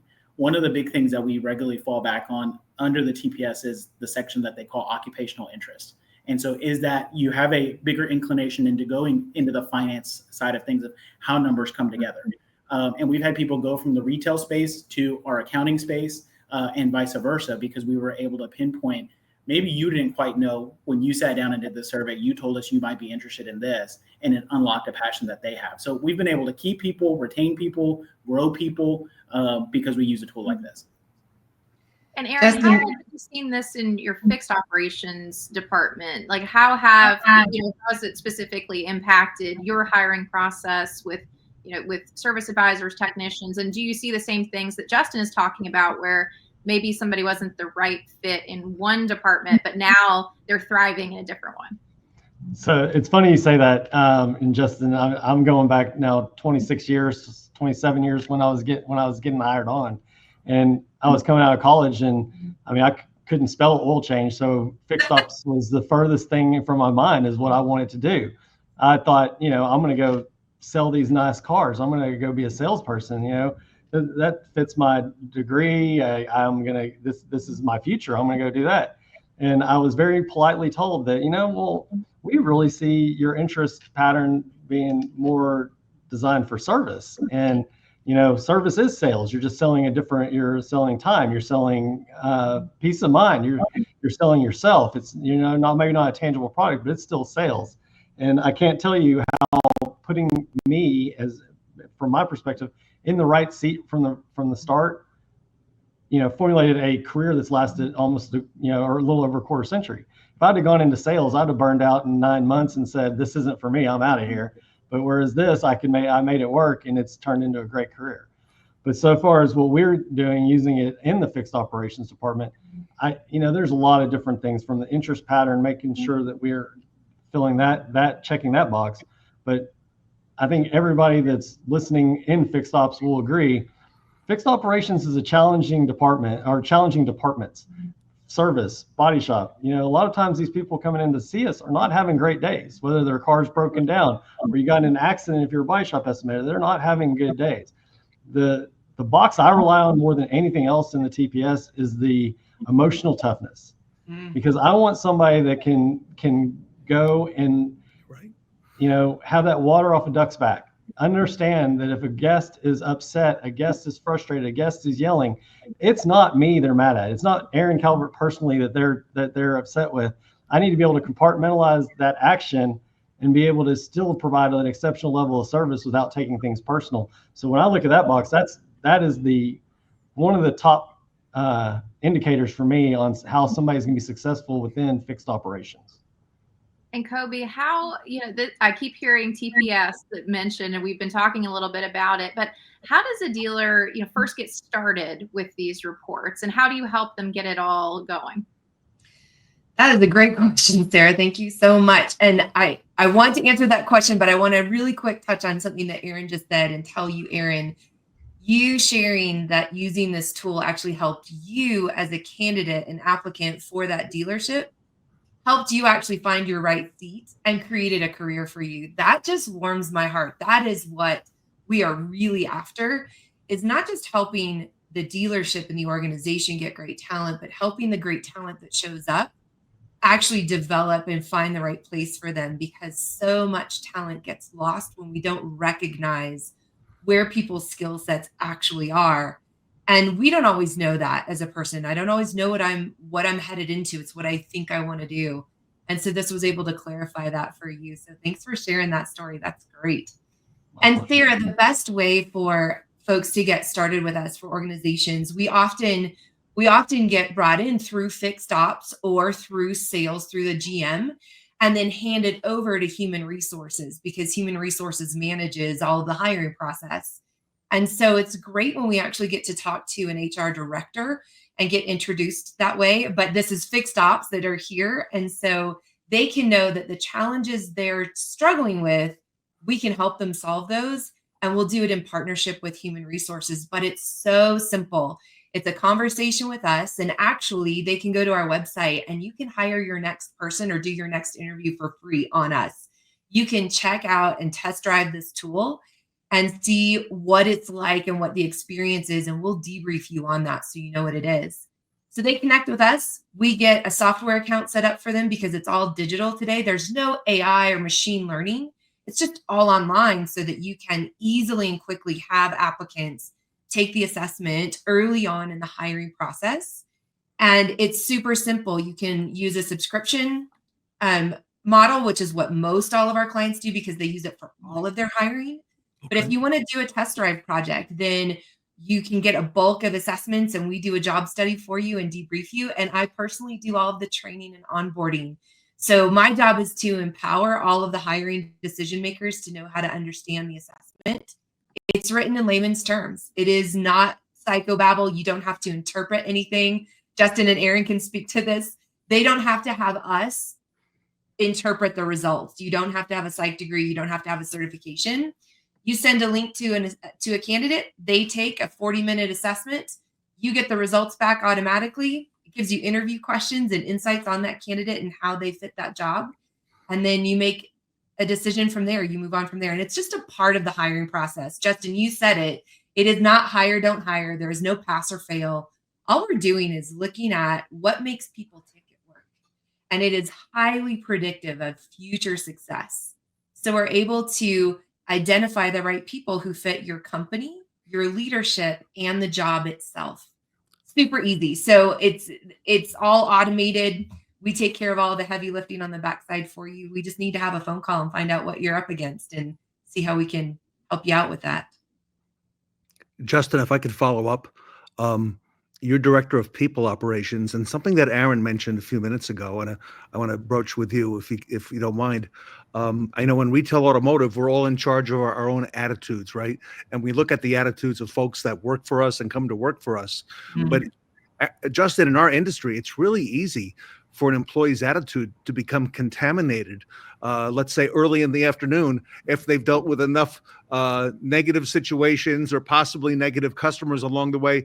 Justin, speak to that. And how does the Trego assessment help you as a leader there? Yeah, so I think, you either rise to the occasion because you have a bunch of people who are around you that are speaking the same language and they've heard no 8 times as well this morning, or they've also gotten, talked about how the door rate's too high and they don't want to pay for the diagnostic fee or whatever the case may be, right? And so you have somebody to commiserate with who understands and kind of synapses at the same level that you do to go, okay, I can get that off my back and, let's move on with our day. Or vice versa, unfortunately, sometimes, I've had a rough day too, and then they spiral down together. And so one of the things that we look at that Aaron had talked about is that emotional toughness button that we like to talk about. How many times can you get told no and just continue to roll with the day? But from a management perspective, when we see somebody who's not having a great day, we regularly say as an organization, part of our guiding principles is enthusiasm, but we also define it as fun. We have moments and pieces of our jobs that aren't fun, but we have a genuine enthusiasm and passion for what we do and the people we do it with. But we all have different motivating needs of how we interact with those psychological factors. And so in a very, very easy to understand layman's terms way that the TPS helps us is they talk about people relations. Some of us want to sit down with you and vent everything out so that it's off of our chest and we can move on with our day. Other people in our organization, that's me. Other people in our organization, kind of like Aaron, I'm going to let him sit in his office and let him think through and he'll work it out in his mind. He doesn't need to talk to me because it'll just continue to spiral, right? And so from that people contact, put myself on do not disturb. But from the people relations portion of it, people contact, do I want to go and commiserate with somebody so I get it off my chest and move on? Do I need to go and kind of retreat for about 5 minutes and stand in the parking lot and get some fresh air and then come back and I'm ready to go? There's a lot of that insight that we can get from a TPS. Sarah, how important what Justin just mentioned, that emotional toughness, is that to work in retail? How important an ingredient is that? Oh my gosh. I mean, just thinking about all the different departments across, the customer facing side of our industry. Customers are a variable. You never know who you're talking to. You never know how their day is going, and you never know how urgently that oil change or visit or purchase decision is in their mind. So Ted, all of these pieces are so important in our retail environment today. Aaron, let me come back to you. You mentioned early on in your career as a young person getting into the automotive industry, you had a chance to take that Trego assessment at another organization. Talk to us about that experience. I understand you met the person behind the assessment as well at that time. I did, and I do want to address, did Justin just low-key call me a negative person by I have to sit in the office? So yeah, back when I took the assessment, I was interning with this organization. I was coming up on my last semester of college, and I went, and everybody had been talking about it all summer long. Well, if you're going to come to work here, you got to go take this Trego. You got to take the Trego. And back then, it was a very intimidating prospect, because you're going to go take a test that's going to determine your ability to come to work for this organization full time. And you had to sit down with Dr. Trego and be interviewed by a psychologist before getting on board. Now, that was what I was telling, the story I was telling myself and building it up in my mind to be. What it was is a very nice conversation with a very nice gentleman, and then a test that was not nearly as stressful as I was making it out to be in my mind. But ultimately speaking, like I said, that test, predicated me getting into the right seat. Now, at that time, did I think it was the right seat? I thought, okay, well, I'm going to go work in the service department, and I made them promise that if I didn't like it, I could move to sales in 6 months. And ultimately, 26 years later, here I am. So obviously, I think they knew what they were talking about when they talked to me about going into service, and it's worked out pretty well for me. And the test wasn't nearly as intimidating as I made it out to be in my mind. Justin, as Aaron's talking about all of these pieces with, he wasn't sure he was in the right seat, but then he grew into the position, and 26 years later, he's still in fixed operations. But there was another example that I believe you had a story about, and it was regarding one general manager, after using the GoTreo tools, had a 48% improvement in sales effectiveness. Can you share a little bit about that story? Yeah, so we had a general manager who came in, and again, it's a process, right? It's a system that we're talking about and using with this. And so in some instances, you can look at that, and Ted, I think you kind of alluded to it, where in retail business, the general manager is typically, used to calling the shots and running what he wants to run at his dealership. And one of the processes and things that we've done in our organization to include the TPS in our system here is that it will purposefully slow us down. One of the things that applicants are very good at is making sure that they dress appropriately for the interview, that they shower before they come into the interview, right? It's the best version that you kind of get of that applicant. And so it's easy to fall in love with the person in front of you. And so we take a more data-driven approach. It's instantaneous, so we get the results right away. We don't have to go meet with a PhD or anybody else out of the system, but they take a survey online, and we get those results. And what it allows us to do is have that consultation with the general manager to go, okay, did you see the emotional toughness? Or let me tell you some of the concerns. You're going to put, somebody in that role in a sales position who's told us that they have zero occupational interest in sales. Why are they looking to do that? And they may have a perfectly legitimate good reason, but it allows us to come back and just press a little bit harder to go, okay, what's really the reason you're sitting here in front of me looking for another job or talking about this specific position? And so that general manager that I was referring to with Cobi really pushed back on me, because he didn't want to slow the hiring process down. He didn't want to have somebody else tell him who he should or maybe shouldn't be looking at for that specific role, or maybe they need to look at a different position. And he quickly realized, we started to keep a tally, and we said, okay, we'll go with your assessment today on how you're thinking, because they interview that way. And let's mark it down and see where are they at with how many units they're selling, what kind of gross are they holding. And we just looked at it from a numbers perspective, how they were doing. And I'm happy to report that 80% of the time when we went with the TPS and the person and the resume, right, the three kind of legged stool that I talk about in an interview, we batted, really, really good odds. The times that we had something that, really kind of blew up in our face, or just, hey, this was not the right fit and I just don't want to do this anymore, was one of those people we had on the list to go, okay, we're going to go with the person who's here, maybe not with what the data is telling us or what the interview leads us to believe, but what they're telling us just by face value. And so it took some trial and error, but his turnover dropped 10 percentage points, which he has 80 people in his dealership. 15%. And so that's an extra 12 people that he's just been able to retain that we haven't had to go back out, advertise for. Unit count is up 53% year over year from last year to this year after he's bought in. Net profit numbers, I was running the percentage numbers and they're so much higher that it seemed like I made them up, but net profit is up, unit count is up, turnover has gone down, so our retention is increased. So in all the ways that we measure, a successful general manager, a successful dealership, he's hitting on the right marks. But I don't think that he's a good operator, yes, and I would give him a lot of credit. But I think it also comes down to he's assembled a really strong team and he knows how to block and tackle. We all have strengths and weaknesses. So he finds the strong people and he covers their weaknesses with somebody who complements them. And Aaron, I imagine there's been a big growth in your departments as well. In fixed operations, Justin was sharing 300 to 600 employees. How has GoTrego's tools help you scale the solutions in your department? The way it's helped me is what Justin just touched on, and it's mainly retention. So when I first got here, and 8 years ago, it was a revolving door of service advisors. It was a revolving door of technicians. In fact, when I got here, apparently it was a revolving door of service managers, because it was basically said to me by the technicians, all I got to do is wait 6 months and then I'll have a new one of you to deal with. So one of my goals for my departments is I want 15% annually turnover or less. Now, that's a pretty big goal. I mean, 15% or less that'd be world class. I mean, at double that in automotive.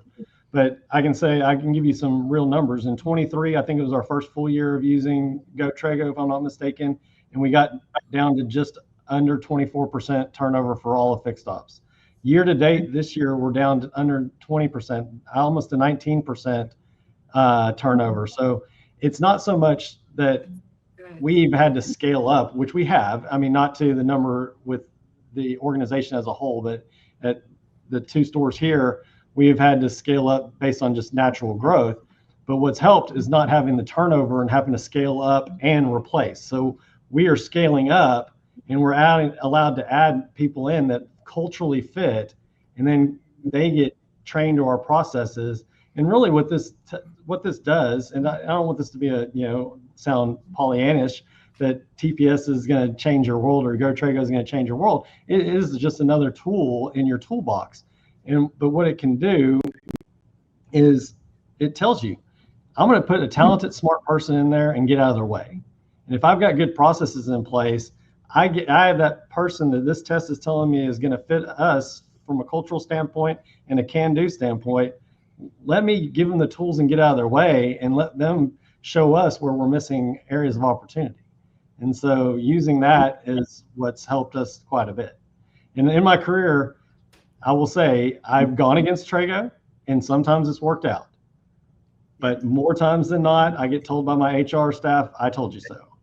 And that's what I try not to allow them to say is I told you so. Wonderful. Aaron, that's so good. Thanks for sharing that. And it's true, right? We are not so ignorant to think that this is the end all be all. It is an additional piece of information so that you can make the best decision with all the information available to you, and then be able to draw out the best in your people to understand them. And it's so hard for a lot of managers after they hire people and train them to actually empower them to go do the job they were hired to do. And what this tool can do is it gives confidence to hiring managers, to ops directors. And I love this because you now know you can actually train them and then release them and let them go do their job. And you're not having to backfill and fill in those gaps because you do have the right people on the team and you can trust that. And hopefully it's making your job easier too. And that's what we want to see is everyone be lifted up, and to see managers really become superstars to their people. And when you understand who's working on your team and you understand yourself, the conversations become much more productive. So thanks for sharing that. That's exciting. And man, you guys are breaking records in the industry for reduction in turnover. So many dealerships just accept that it's a quote high turnover industry. You guys said no. We are not going to accept that, and we're going to do everything we can to reduce this number, and you've done it. I want to make one more point. You know, the conversations we have about the TPS and GoTrego is it's held pretty close to the vest. In fact, the conversations are basically director level, HR level, GM level on those conversations. We're not sharing the test results with the candidates and that. It's a tool for us to use, but we want everybody to play to their strengths. I don't want them to see the chinks in their armor. We just have to go in eyes wide open to if there's an area of opportunity or a challenge. Okay, how do we manage that? How do we communicate with them about that? How do we coach them to be better in that area? But I don't want them to know, oh, well, I've got low people contact. Oh, I've got to jump out there. Oh, my emotional toughness isn't where I need to. I want them to play to their strengths, and I'll know about their weaknesses. So it's not a here's all your results, and this is why you're going to do great. No, you already know you're going to do great if you're trying to get in the industry. I just want to know where I need to guide you. It helps you train them and double down on their strengths and overcome their challenge areas without laying a score in front of them, because we try not to create chaos where it's not needed, right? And we all from school get terrified when we see a certain number out of context and you don't know what it means. But directors and hiring managers are trained to know what it means. And then you just have real conversations with your people about it and don't even have to reference where you got the data from. Absolutely. So, Cobi, bring it home for our audience who's watching today from automotive retail. How do they go about taking the next steps to learn more about GoTrego? I see on the Route 66 banner behind you, the GoTrego logo up there. I guess it's been around for a long time. Yeah. We've been around a long time. All right. Tell us how we take the next steps. So awesome. All you have to do is go to www.gotrego.com and it will guide you. You can click on the take a test drive. We've got a link that will help you there. You can also just send me an email. It's Cobi, COBI at GoTrego, TREGO.com. I would be happy to hear from any of you directly, and I'll get you connected. We'll just have a conversation, right? That doesn't cost you anything to try it out. So, and it is easy to implement. I know, Justin, you said that it slows the process down, but how much does it really slow down, Justin? We can move as fast as a general manager will answer my phone call. Okay, good. Right. So yes, it makes you pause for a minute and think through some data, but it doesn't really slow everything down too terribly. And actually, Justin, what's been your experience like working with us and having support from us and getting what you need from us? Yeah. So Cobi and her team have been incredibly responsive. I send an email, and typically within an hour, I either have a response in an email or she's calling me to go, hey, it's easier if we just talk on the phone real quick because I don't have to type and you don't have to read it, right? And so they're very responsive. But also, I think our initial call was maybe 45 minutes because, again, it wasn't understanding, graphs and, letters and all that stuff. It was very self-explanatory to go, let me show you how to get access to the report and so how you can start using this. And so we have a database we can go into and pull up past reports and look for ourselves. And if we ever have questions, we just reach out to Cobi and her team and they immediately help us. So it's been very, very quick, very responsive. Thank you, Justin. Yeah, we keep everything super transparent. And I think the most important thing for everyone to remember today when you're leading a team of people is that it is no longer a luxury. It is a necessity to understand who you're trying to bring on your team and to know those people. And you've got to be able to uncover potential.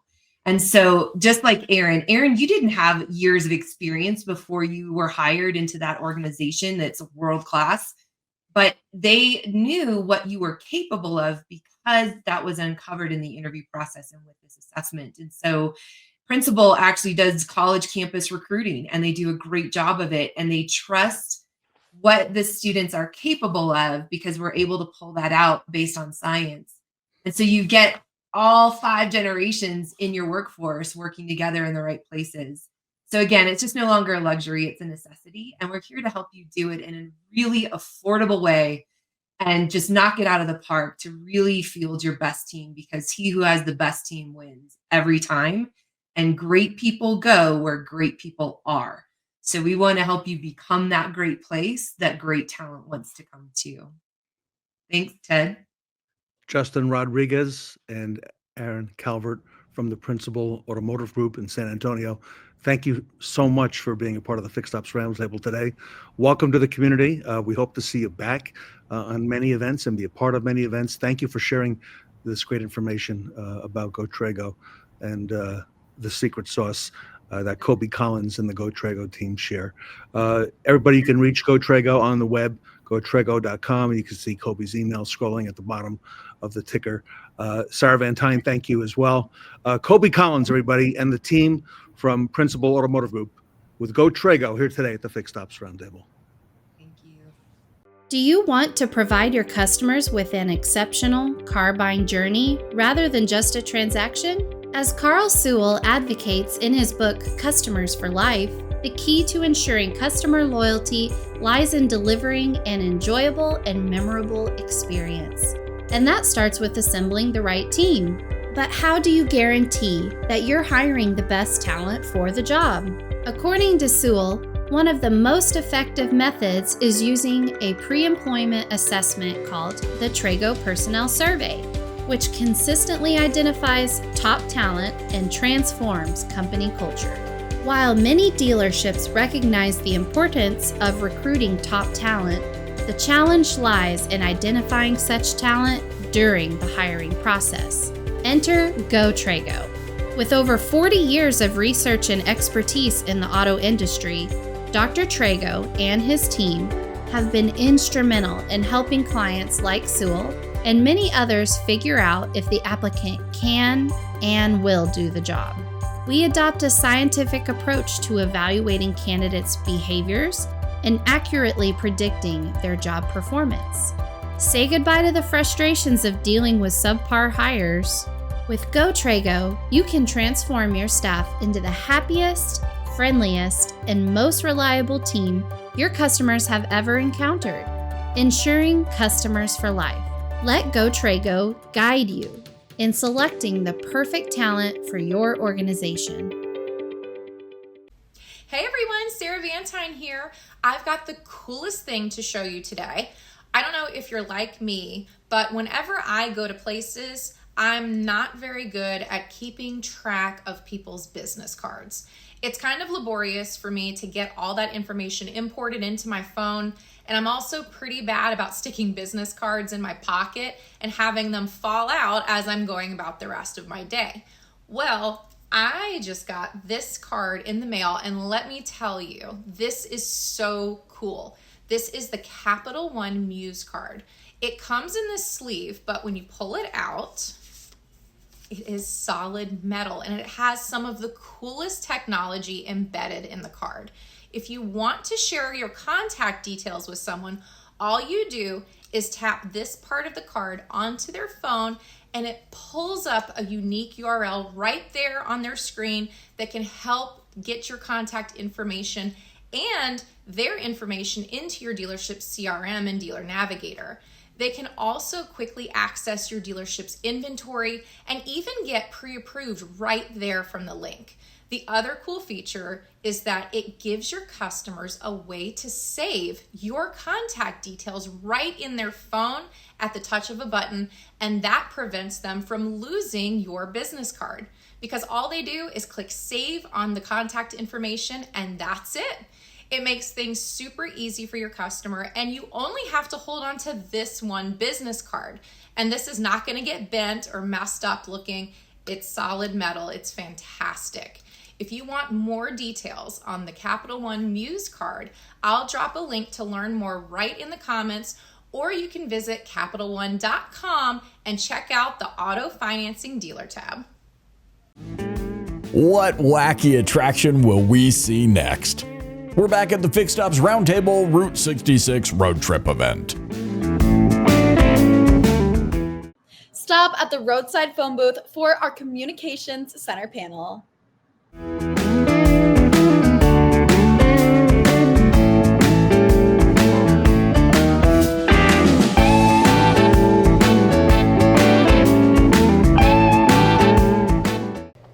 Welcome back to the Fixed Ops Roundtable. We are here at Bozard Ford Lincoln. Katrina, Ness, and I are so excited about this segment today because we are going to be talking about the Bozard Ford Lincoln Communication Center. Katrina, this has been just an incredible opportunity for us.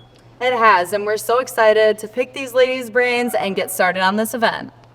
Well, everybody, if you could go down the line, just briefly introduce yourselves and what your role is at Bozard Ford Lincoln. I'm Ann Mercer. I'm a service writer for Fleet. I'm Taylor Cooper, and I'm a service writer for Quick Lane. I'm Christina Fennick, and I'm a communication center manager. So I'm curious, ladies, how does the Bozard Communications Center ensure a seamless process from the service department to their customers? You want me to start? So something that's really important, and the way that we actually named the office from the call center to the communication center is because communication is key. So it's important that the information that we give to the customer or to our coworkers is all accurate and up to date. We are really, and we joke about this, we have a lot of spreadsheets and a lot of live documents in our office, but there's 14 people in there to keep on the same page so that when one person leaves, that customer calls back in, we can pick up right where we left off. We have a dream team, what we call a dream team update, so that things go out throughout the day. So if somebody had left or if there's a manager that's on vacation, when the customer calls in, you're aware and you're able to deliver that information accurately. Keeps everybody on the same page. And I would just say really communication between the departments, just making sure that everybody is on the same page and up to date. Perfect. Taylor, what's your perspective? Definitely just kind of piggybacking off Christina said, communication is 100% key because if you don't have communication, then everything fails. So Bozard definitely has that. And Anna, your thoughts, I mean, with the communication center, what are you seeing in this role? Well, they are a huge help to us, to all departments really. But in Fleet, we actually used to do our own scheduling, and it was very difficult just as we grow and grow. It's a lot of work. And so we are so blessed and thankful that we have a communication center that's able to adjust and kind of, help address our different needs as they shift and change, like sometimes honestly daily.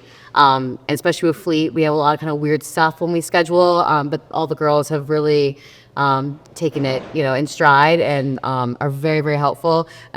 Huge help on that. So yeah, that's actually something I didn't touch on. We don't just answer the phone and transfer calls. We schedule all service appointments for Fleet, for mobile, the Quick Lane, the service departments, Lincoln. Yeah, so we order recall parts when necessary. We're able to pull recalls and see what the status is on those, and if we need to order parts as an inspection and kind of guide them in that right direction. So the communication center really does a lot more than just really answer and direct calls. We do, quite a lot to really support the service centers of Bozard Ford Lincoln. So. Well, Christina, and a follow-up question to that, and just thinking about the customer experience, we've seen just an incredible, Bozard Ford Lincoln is an incredible facility, but so much of it is requiring logistics because of mobile service and going out to the customers. How do you ensure that the center really adapts to customers' needs, and how do you see the process evolving? It's evolving so quickly, I can't see. So it's like far past me. So we have a lot of what we call cheat sheets, if you will, of things that we know. Mobile service is such an amazing opportunity for us to get to the customer that is having, say, an emergency or something that seems to be a safety concern to them. Mobile service is able to go out to them. They don't feel like driving the vehicle. They can't drive the vehicle. And then ensuring that repair can get done in the field, or if they need to come in. It's really working with the service advisors from each department. So mobile service is super knowledgeable and helpful. You can, put the customer on hold for a moment to call over to them and see if that's something that they're able to handle, and then have that mobile truck go out to them. And then for more, in-depth jobs, we don't really want to take part vehicles in the field and so forth, so we bring them into the service department, but that ensures also that cars aren't in here sitting here waiting for parts and getting backed up in the main service department, and just staying on top of the length of service, the length of time the repair takes.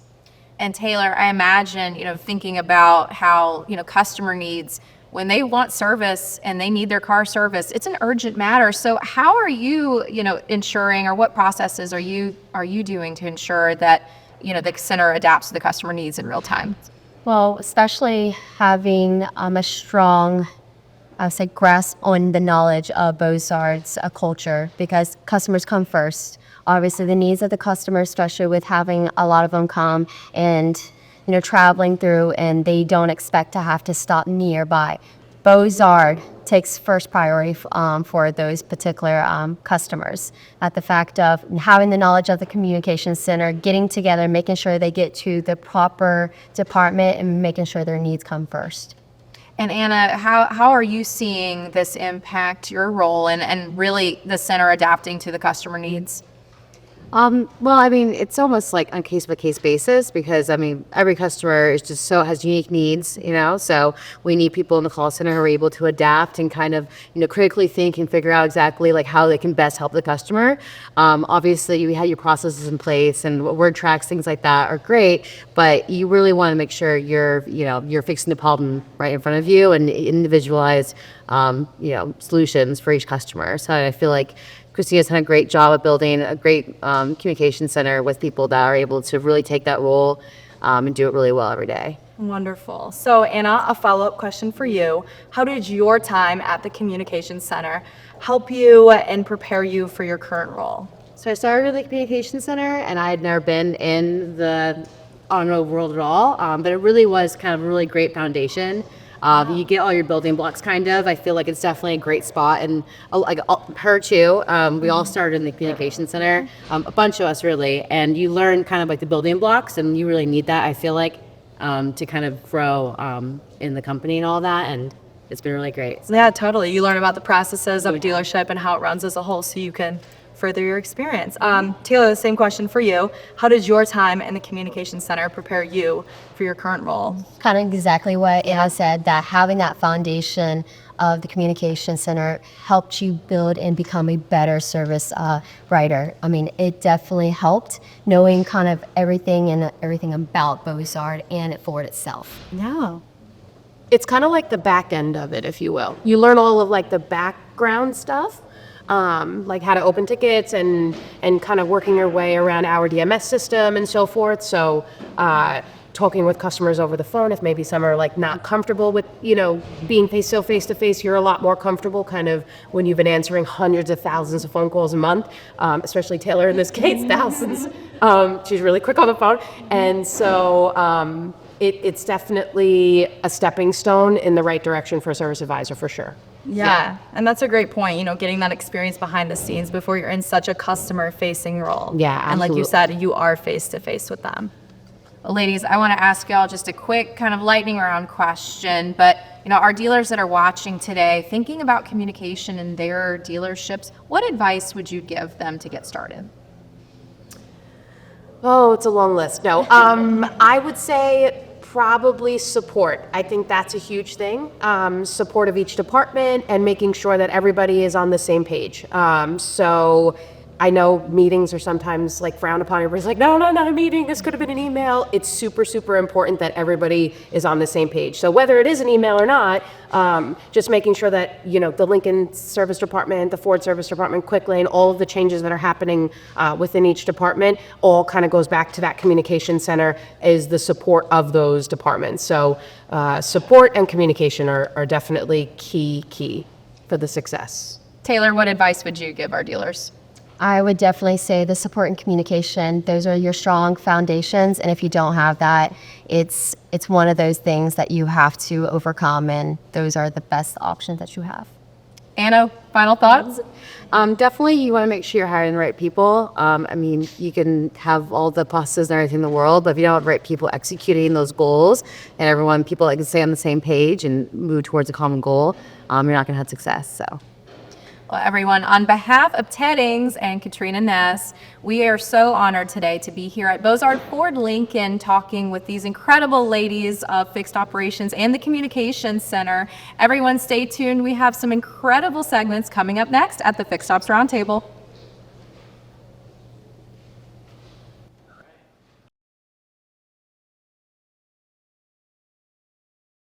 2025 is the year of the parts department, and we are excited to highlight some of the best in automotive. Join us live in New Orleans at the NADA Expo, where Revolution Parts is proud to host the prestigious Online Parts Excellence Awards, honoring the nation's top online parts sellers. This ceremony will be taking place Friday, January 24th at NADA and will be hosted by me, Sarah Vantine of the Fixed Ops Roundtable. During the event, we will unveil the winners in several categories, including top overall sales, top eBay sales, top Amazon sales, Parts Excellence Award, Rookie of the Year, Influencer of the Year, and the top sales in each brand category. Be sure to join us at booth 7451 to help us celebrate the excellence in the parts industry. See you all there.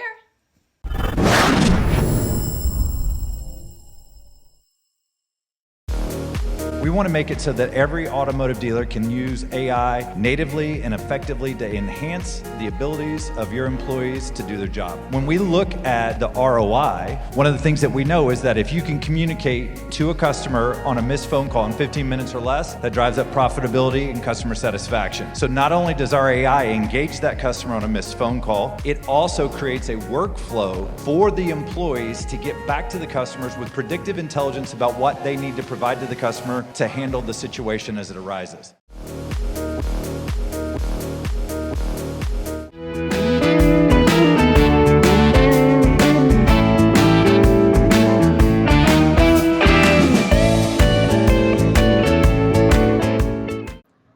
Get data on the go with speaker Colin Mack from Mobile Dealer Data.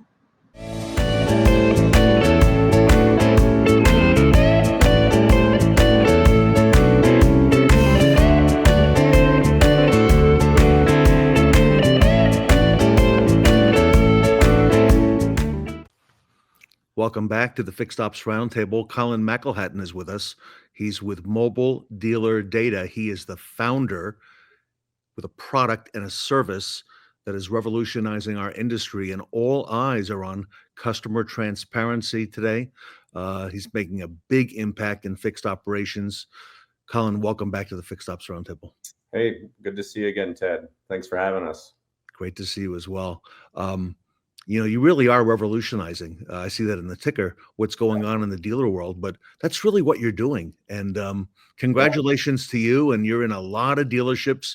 And I look forward to learning a little bit more with our audience today about MDD and exactly how you help the customer and dealerships. It's exciting, Ted. I mean, I really do believe we're doing things that haven't been done before. And that's really exciting. We're providing a ton of value to our partners. And, the nice thing, it's all automated. So there's not a lot of work for our partners, our customers to get going with us, but the impact is very meaningful.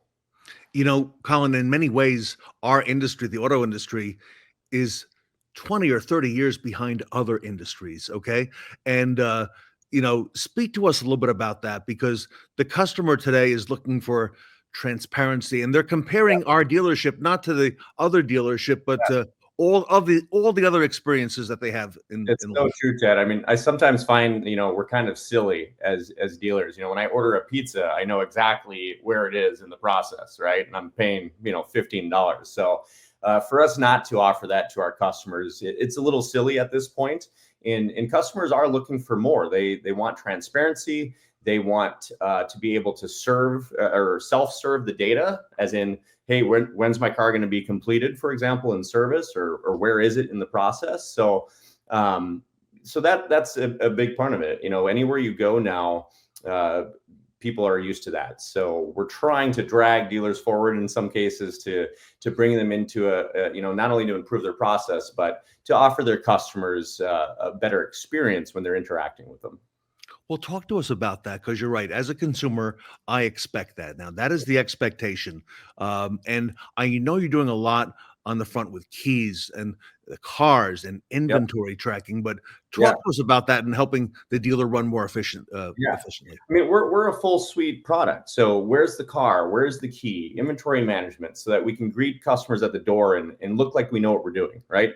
Go get the car versus looking for the car, not look silly in the sales process. And then also when they come back for service, we can offer a better level of experience through, hey, we're going to put a digital tracker on your vehicle, and either through a board in service or through a mobile app, the customer can check in on their car and see exactly where it's at and see an estimated completion time. So not only are we reducing calls back to the dealer, number one calls back to services, hey, Ted, where's my car? But we're allowing the customer to have self-service of that and get reminders as that process goes on. So it lowers the friction between the dealer and the customer. And obviously, we always talk about sales sells the first car, service sells the next three. So let's make sure we're servicing and providing a good service, which is not what we're known for in our industry, believe it or not, Ted. So some of these tools, Colin, are now customer facing thanks to what you're doing. Correct. Yeah, absolutely. A big piece of this is our loyalty program. And if you look at our board, we've got a lot of people that have been in loyalty, and one of our board members started the Delta Sky Miles app. So we know loyalty, and we're trying to build some things that really make the customer sticky with the dealer, lower that barrier of doing business and make it more enjoyable. So, and a lot of it, like I said, is automated. So these aren't heavy lifts for the dealer to provide a better experience. And that's really what is exciting, is we can improve process. We can lower the brain damage for everyone at the dealership. Where's the car? Where's the key, et cetera. But then also lower the brain damage for the customer that's trying to just do business with you. There's a lot of interest now I see around the industry in these location tools. Tell me a little bit about that. Are they battery powered? How do they operate? Yeah, there's lots of different technologies out there, Ted, and we've pioneered a lot of new wireless technologies that are different. We're not GPS, so what that means is we're able to be very accurate, like down to the parking spot. So if you have lots that have 2, 3, 4 parked deep, I can tell you which vehicles are blocking in cars, so I can go grab 3 keys and be more efficient with process. If you have parking structures, we can load the shop efficiently, and technicians can go right to the car versus looking for the car. So it's all about saving increment time everywhere we go. And then because it's wireless technology, it works indoors very well. So, like I said, parking structures, it's on floor 1, floor 2, floor 3. It's in Ted's bay, it's in Colin's bay. So there's just a lot more flexibility through our technology because of our precision. And it's really built for the dealership world. So it's flexible to your process. It's flexible to what you want to show to your customers. But the whole premise of it is we have a lot of brain damage around where's the car and where's the key in our industry. So we're solving that. And we're solving for that first. We're not a fleet tracking tool that's been retooled to dealers. We're an inventory and customer experience tool built for dealers. All right, let's talk about bottlenecks in the service department and how we can improve with some of the tools that you offer. Well, I mean, that's just, we show up every day. Everyone wants to do work, Ted. But it's usually at the end of the day, we know how many hours we've built and things like that. But what you're able to do when you're tracking every vehicle through the process is we're able to push information in real time so that you can go do something about it. So instead of, having a customer wait for 3 hours and having them blow up for you, I can show you, hey, this dynamite's about to go off because we're tracking it. So, it's just being more proactive versus reactive.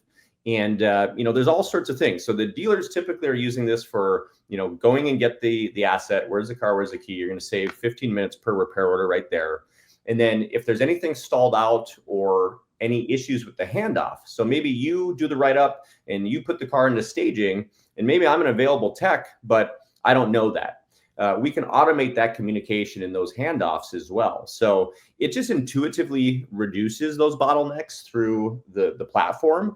But then if you want to do a post analysis of all of your data, we've got every car that goes through your shop. We know your dwell time by every step, and we can really get into the nitty gritty if you want. So there's so many layers to identifying bottlenecks and then improving bottlenecks through the program.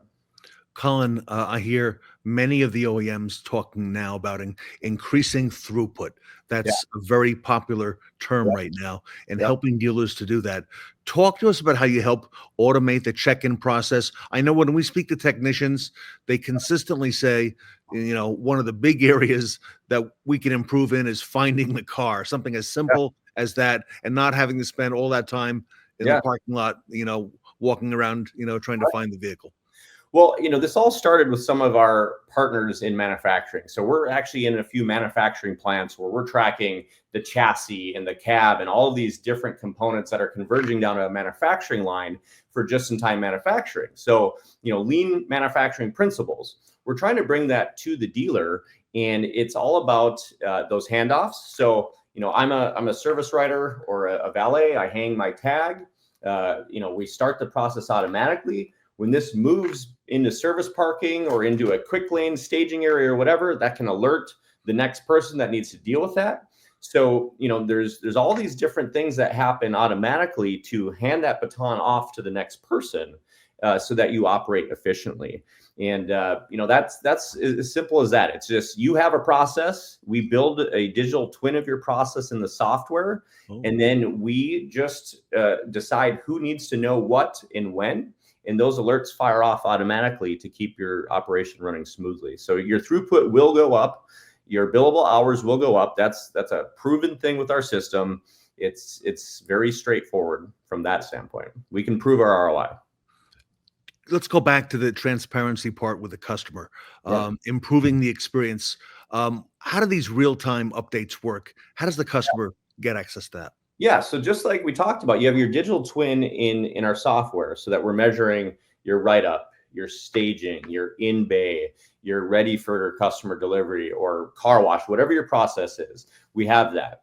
We can decide to show all of that or bucket that out to, in process and completed. And then that becomes a view for your customer that they know where their vehicle is. So either through a board that you put in service that says, Mr. Ted Ings, your hat tag is, in car wash, right? That can be a text message or it can be a push notification via our mobile app to keep you up to date with that. So there's a lot of ways to do this. And a lot of times dealers will crawl, walk, run because they don't always want to show all of their data from day one. We have some delays sometimes that we don't want to highlight to the customer. But as we help them improve their process, we then can automate that communication back to the dealer as well, or the customer rather as well. And I know in dealership, we've really got to keep this simple and very user-friendly for a dealer to actually grasp onto and utilize. Yeah. Tell us about that, because a lot of times technology could get in the way if it's too cumbersome. Yeah. No, and that is a very good point, Ted. It's very easy. The dealers are already using hang tags. In fact, these go on the rearview mirror easier because they're rigid. So you just put this on the rearview mirror. You've got the same thing for the key. This goes on the key. Now we're tracking the car and key independently. So there's no change to your process. If you have two different teams, we'll have two different colors, two different sets for your setup. We morph the software and the hardware to your process. So you don't have to change anything. And the software is smart enough to know whether this tag is sitting on a shelf waiting or whether it's on a car and it's going through your process. So there's really nothing that you need to do other than change out your tags from a paper hang tag to a reusable electronic tag. And one thing that we've noticed, dealers are spending $500 to $1,000 or more on the paper tags every month. So there's just so many ways that this is a no-brainer for service that, when people come to our website and, eventually come to do a demo, we'll spell out the ROI, but there's nothing that they really need to do. And then what we typically do is start with the communication aspect, start with go get the car, go get the key versus searching for the car and searching for the key. And then the data's coming. Right. So we're logging every RO into the software, and we will increment through our performance management team and help you utilize that data and turn it into actionable data. But to start, it's just as simple as let's solve some of the everyday bottlenecks and everyday pain points of where's the car and where's the key. So starts at the check-in process, the same way we do it today, except that now you've replaced the hanging tags with these exactly ones. Okay. And now we're able to track independently both the key and the car. I like the key aspect of that. Absolutely. I mean, if you have a key that's missing, production shuts down as well. And you don't want to call Ted and say, hey, Ted, we lost your key. Can you bring the other set? So there's just it's a common problem that we're solving for. And now with the layering of the data, it really gives you visibility. First we turn on the lights, give you visibility. and then we'll work with you to turn it into actionable data. All right. And all this translates into, I used the word earlier, better throughput, faster turnaround time, and I would guess ultimately a satisfied customer. Well, I don't know about you, Ted, but if there's one thing a dealer can give me back, it's my time. So 100%. And if you look at the stats, we look at when we first come into a dealership, and we've done tests with high performing Toyota stores that were already, top 5% for quick lane, quick service. And for example, what we've done is we've brought 96% of the customers down to under an hour and a half from over 2.5 hours, and 64% under an hour. So when you look at some of these, things that we want to do for initiatives is, can we get someone, we say, hey, we'll get you in and out within an hour, but are we keeping that promise? So with our software, we know exactly where you're at. We know exactly like, hey, your average customer is at X time through your shop. And again, it's just, you don't know if a car is stalled out. We do. So we help you with that. Let's go back to the customer facing part one more time, if I can. Yep. You've got an app, okay? The dealer, MDD Dealer Vision Loyalty and Communication app. Tell us how this is set apart from, a typical dealership app. Let's say. Yeah. Well, again, we're tracking every vehicle through the shop. So we know the current shop capacity. So through the mobile app, not only can I see my car and where it is, like we've talked about, but if I need servicing, I can say, I want an oil change, and I can join the queue from home or from office. And I know what the estimated wait time is because we already know how many vehicles are waiting for that quick lane.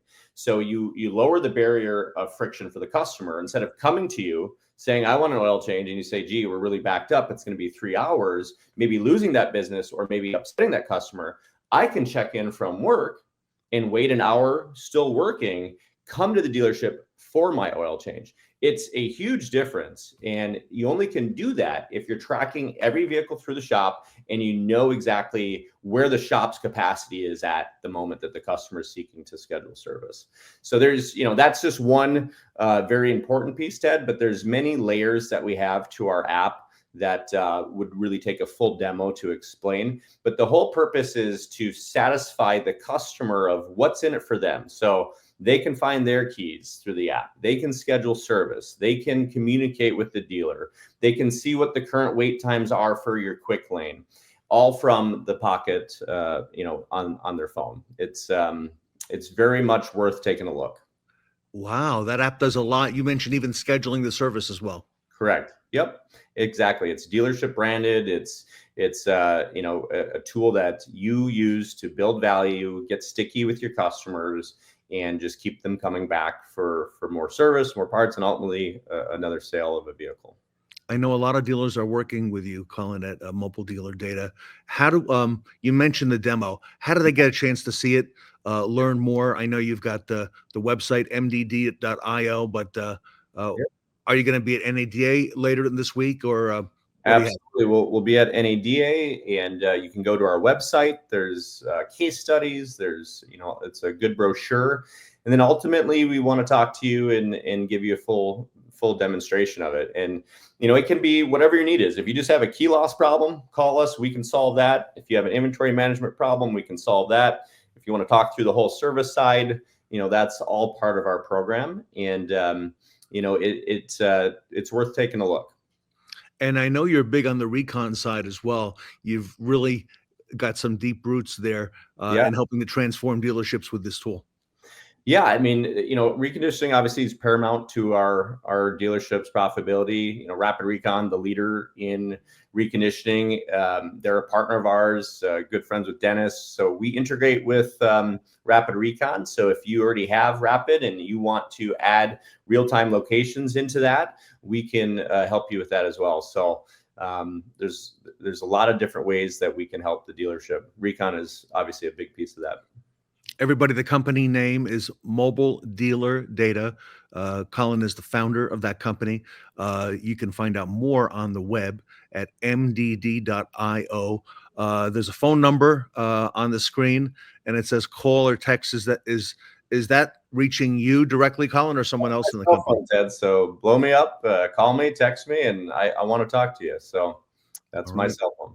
All right. So in addition to social media, where Colin is very active, and has a growing presence there. You've got his cell phone on here now. You've got his email address.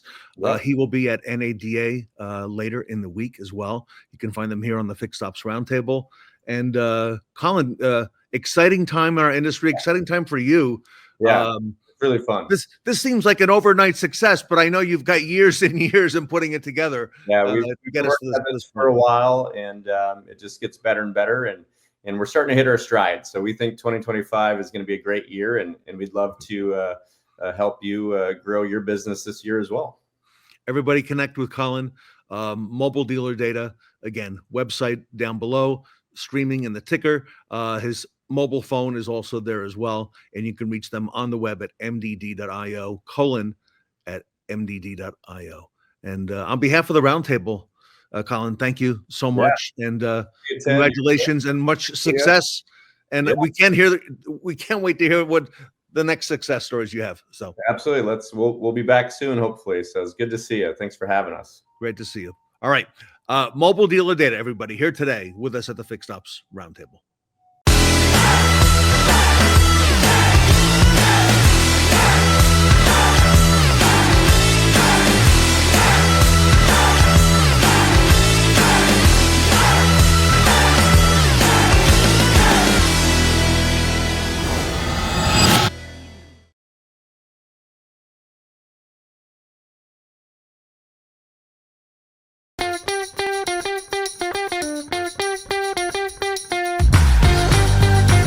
Go mad. Go mad. Go mad. Go mad.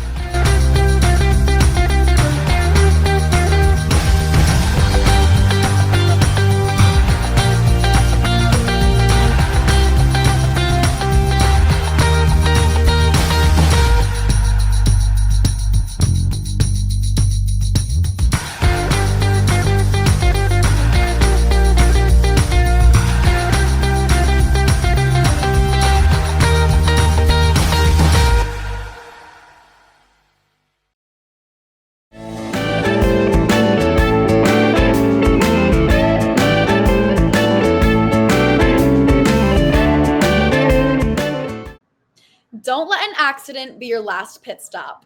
Hear from David Roemer from Collision Vehicle Exchange.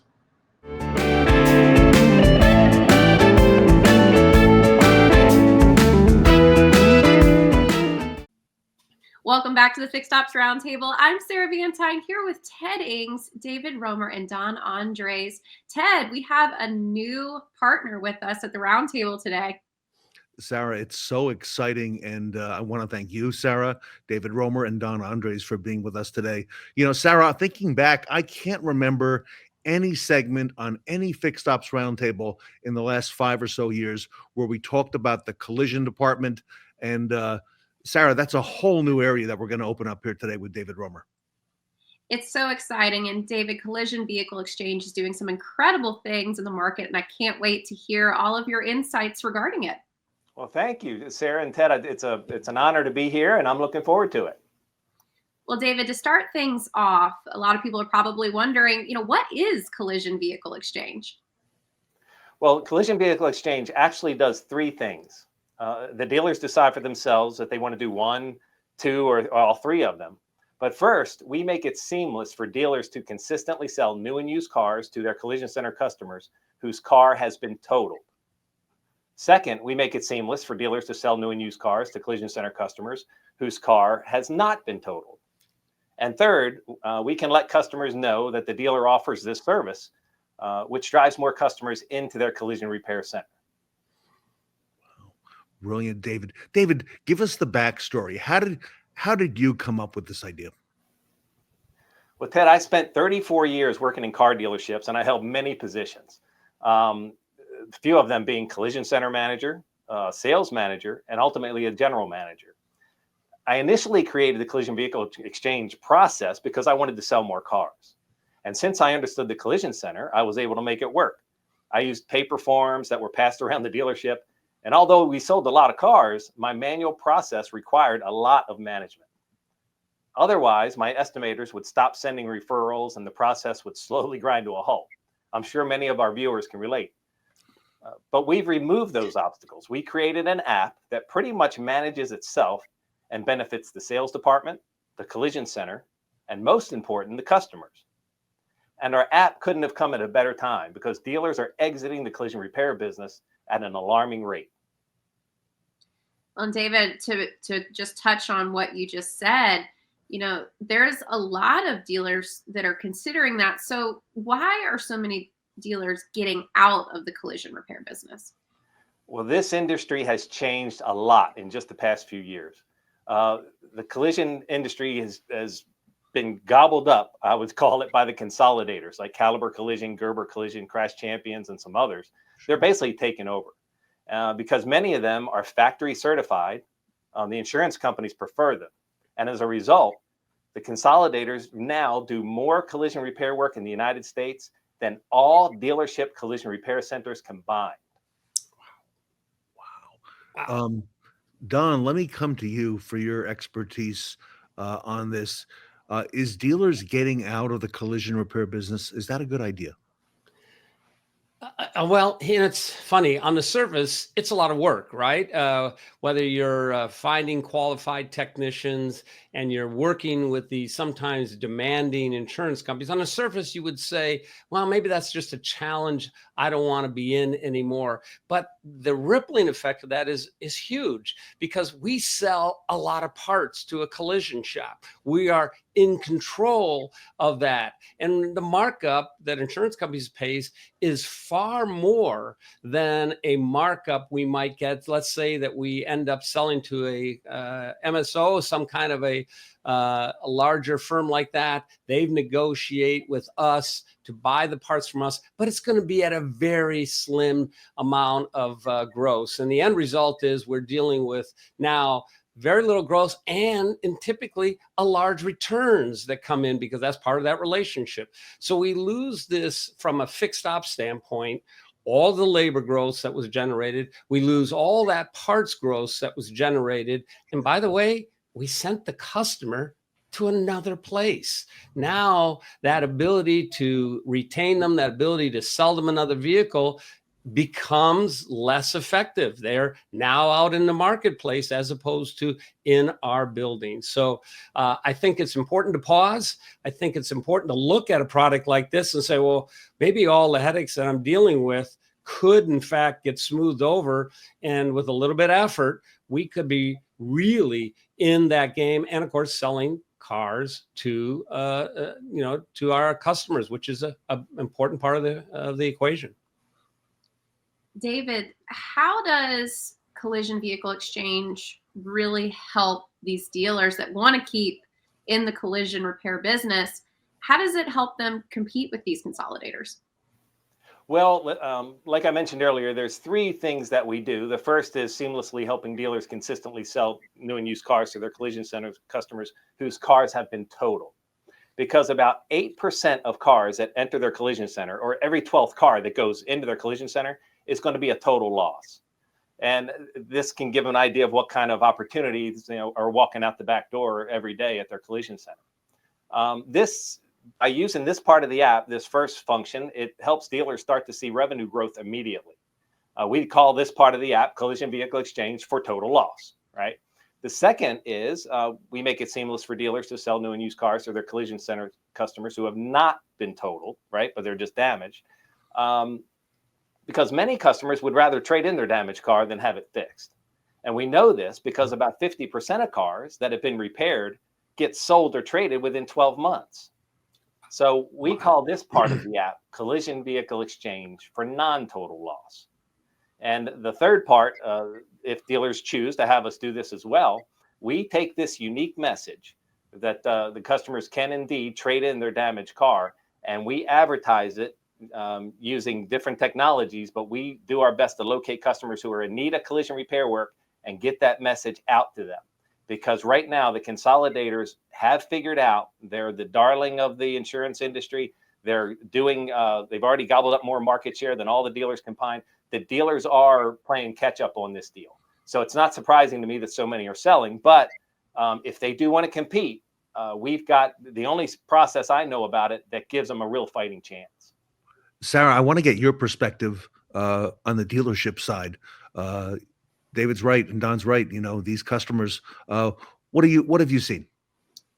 Well, Ted, as David was talking about how seamless this app is and how, the customers that are experiencing a total loss or a non-total loss, both of those situations are very full of tension for a customer. And so a lot of times customers are wanting guidance in that process to understand, they don't typically total a vehicle every day. So they're not familiar with how do I walk through this? What are the ramifications of this? How do I go about navigating this complex environment? And so I'm just thinking about, the BDC in that perspective and managing not only communications within a collision center and a service department, but then also the sales department. There's a lot of opportunities for customers to get lost in that conversation. And as David was describing, if you're sending this customer to Caliber or outside of your ecosystem, now you're opening up a whole other conversation where they're speaking to somebody else that may have tie-ins in other dealerships or other places in the market. And so you just completely lose control of the conversation. And really, that's another opportunity for your dealership to retain these customers. If you provide a good experience navigating, something that they didn't expect to happen, now you have this customer back in your service department. Now you've got them back in that whole retail environment. So it's incredible, Ted, what David is describing. This is just revolutionary for the industry. David, does that sound pretty accurate from your experience and your perspective? Sarah, that is spot on. I mean, you said it better than me. I think you should come to work with us, but I wouldn't do that, Ted. But that's you said it perfectly. Yeah, and your experience in the BDC and dealing whenever customers get handed from department to department, it does get a little hairy and it can get confusing. And I just saw as a general manager, so many opportunities got lost, and that's what drove me to create this app. It was really conversations that I had with friends in the industry that were struggling with their collision centers. And, I knew I had figured out the sale part of it later. And I kind of connected the dots and said, wait a minute, if I help dealers do this, it gives them a unique message to help their collision center compete with the consolidators. Hey, we can really help the dealers out. And it started by me telling some friends, somebody needs to do this. Somebody needs to do this. And finally, one of them looked me in the eye and said, why don't you do it? And Collision Vehicle Exchange was born. So. Don Andres, you work with so many dealers today across the country and have very deep experience in fixed ops departments and running dealerships. Let me get your take. Don, what do you think? Will this work? Yeah, I go back to when I was a general manager and trying to get a salesperson to go back into the collision shop and talk to customers that had serious damage about maybe trading out of it instead of waiting the 6 weeks in a rental car and things of that nature. Many of them fall out of love right after that happens with their vehicle. And so, there's a lot that goes into that, right? I mean, you have the value of the car is now affected by this. So to have a conversation early on with something I thought was great, I couldn't get the sales staff to do it because of things like a repair order might get closed out 30 days later. The insurance company didn't pay for part of it. And now there's this money lingering around that goes into chargebacks and nobody had a good attitude about it. And so it didn't work. From this aspect alone, this closing of the loop, this idea where everybody sees everything, the numbers are right on the app. There's nothing, including the office staff, by the way, including the office staff. And then, of course, there's even this idea of compensating that estimator that maybe prompted this whole thing. So we still get the business. We still get the car fixed. We can decide what we want to do, whether we want to put it on the front line, whether we want to wholesale it. But we now have a happy customer in a vehicle. So that's the GM side of me. As far as the fixed ops side of me, Ted, again, I get back to parts penetration and part credits return credits coming from the manufacturer, and the selling of parts is such a big part of a fixed operations. And now suddenly we've really hurt ourselves in that. And here we are trying to have service absorption, trying to get the back end operations to be a big part of paying the bills of the dealership. And now we have decided that there isn't value in that aspect, I think is a mistake. So I go back to this idea, if we can keep them busy, everybody wins. And I think Vehicle Exchange does a great job of that. Now, I'll make one last point, and maybe we can get into it in a little bit. this is a great lead generator for vehicles that are at the outside collision centers. The way the app works that David has figured out is impressive. And you have a motivated buyer now because we know that they're a motivated buyer as opposed to a traditional third-party vendor sending you a lead. And getting back to what you're saying, Sarah, this is exactly if you can say the right words to a customer like this, things move pretty fast. David, this is amazing and really brings it full circle. We've talked about the dealerships operating historically for years in silos. Sales is separate than service, separate than parts, and so on. David, no matter where a dealership is today, there is benefit in reaching out and learning more about what you do because you can help them with their different situations. Oh yeah, if they have a collision repair center, I would love to talk to them. Like most things in life, right? It all starts with a conversation. Just give me a call, email me, whatever, and just let me know what you're trying to accomplish, and I'll let you know what I know, what my experience is, what my app is capable of, and if it can help you, great. If it doesn't, that's okay too. But it doesn't hurt to have a conversation. And I just love this industry. I've been in it my entire career. And I just feel like I'm really trying to help the dealers to get through this really tough time in the collision repair industry and a very challenging time. But I think if we just think smart and we act courageously, I think we can compete and win. And isn't that what we dealers do? So yeah, if you want to have a conversation, reach out to me. I'd love to talk. And Sarah, I would imagine a lot of dealers or a lot of managers watching today may have questions as well, okay, along the process. David, would that be okay if folks reach out to you with their questions and maybe you can offer some guidance as well? Of course. Like I said, I think you put my email and phone number on the screen here.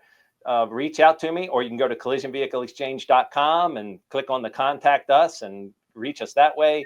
Reach me on LinkedIn. I mean, however you want to get a hold of me, just reach out to me. I try to be as accessible as possible, but I will always get back to you, and I will always, just have the conversation and tell you everything I know. My only motive here is I want to help dealers, navigate this very competitive environment that we found ourselves in. Sarah, I'm excited. Like I mentioned earlier, this is the first time we've talked about something like this.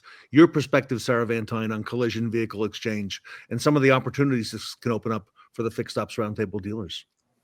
Well, Ted, as David mentioned, there's a component that I find really compelling with collision vehicle exchange, and that's that David really gives you an analysis of what's going on in your business and all the opportunities that you have. And so if you're thinking about looking at this from that perspective of, what's the low-hanging fruit? How do I maybe just start dabbling into this and kind of refine my processes as I go? You can start looking at those total loss vehicles. Those customers are doing something. They're reaching out to your sales department. They're reaching out to other dealerships. They're shopping online. They have to get out of this car, and the insurance is cutting them a check. They're a captivated buyer. They're going to make a decision. So this is a huge opportunity for dealers to just get started there. And then if they want to get into the non-total loss and they want to continue that journey and those processes with the customers that are going to, have the vehicle repaired, and now they're considering maybe selling or trading it or discussing that opportunity to do so, then David also has a solution and analysis for that. So you can really look at this entire equation as you were describing, Ted. This removes the silos from the customer experience, and it just helps keep that customer engaged in your business.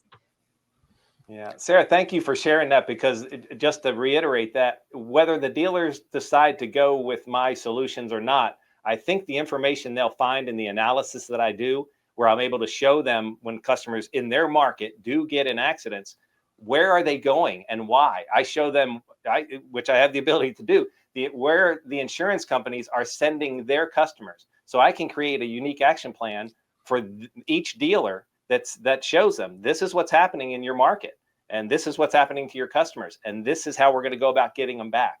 And again, and whether they decide to go with our solution or not, I think they're going to find the information to be something that they've never seen before, and I think they'll find it very valuable. All right, so David, one more time, give us the best way to reach out to Collision Vehicle Exchange. How does our audience at the Fixed Ops Roundtable learn more and get the next step? Our website, collisionvehicleexchange.com. Email me directly at that's David letter R for my last name, Roemer, davidr@collisionvehicleexchange.com, or call me on my direct line, 727-888-5000. So either way, just get a hold of me. Like I say, I'd love to help. And I've noticed you very active now on LinkedIn and on social media. So, David, congratulations to you on this overnight success, which has taken, I know, many, many years to put together. But it seems the combination is brilliant. And if it's okay, David, Sarah and I would like to invite you and Don back later this year. And let's talk about this some more and maybe get some dealers involved and learn what they're doing and some of the best practices. And David, how we can help our audience at the Fixed Ops Roundtable even more. Oh, I'd be honored. Thank you, Ted. I appreciate that. Yep, and Don, thank you. Enjoyed. Don, thank you for coming today and giving your perspective as well. Yeah, when you find a gem, right? Every so often we find a gem, and because it all made sense, I started spending some time understanding who David was and the product, and been incredibly impressed. So, Sarah, I'm impressed as well. This is really, of all the folks who come on the roundtable, a lot of times folks, don't have all their, all their practices and all the things together. Sarah, David's got it. And we knew that early on. It's going to be exciting, Ted, to see how this continues to evolve and all the best practices that David will help share. All right, everybody. So David Roemer from Collision Vehicle Exchange. You can reach out to him on the web. You see the URL at the bottom scrolling there. Email, telephone, and on social media. So David Roemer, everybody, from Collision Vehicle Exchange with Don Andres, Sarah Van Tyne, and I, here today at the Fixed Ops Roundtable. Dealership collision repair centers are losing market share to consolidators like Gerber Collision, Service King, Caliber Collision, and others. These consolidators are purchasing existing collision repair centers and opening new ones all across America, successfully becoming the low-cost repairer of choice for insurance companies everywhere. Some consolidators have even obtained factory certified status by the same auto manufacturers you represent. It's no wonder some dealers have become frustrated and exited the collision repair business altogether. But this doesn't have to be the case. By making a few small adjustments, dealership collision repair centers can survive and even thrive during this unprecedented time of consolidation.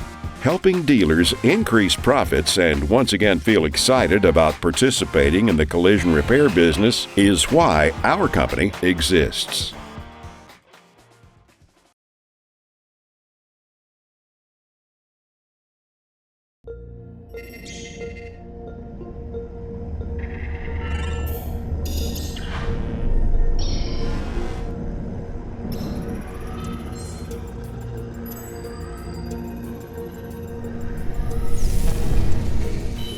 My morning started like normal, catching up on emails. There was one that I could have sworn was from Lucy, our billing clerk, but apparently it wasn't.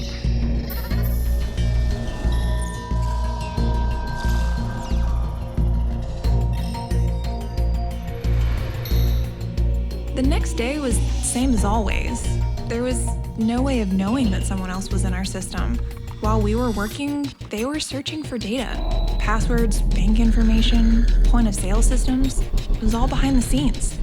Turns out, they were searching for any valuable data and destroying all of our backups. I think their goal was to inflict maximum damage. We had antivirus software installed on all of our systems. We thought we were protected. I think that false assurance made us an easy target.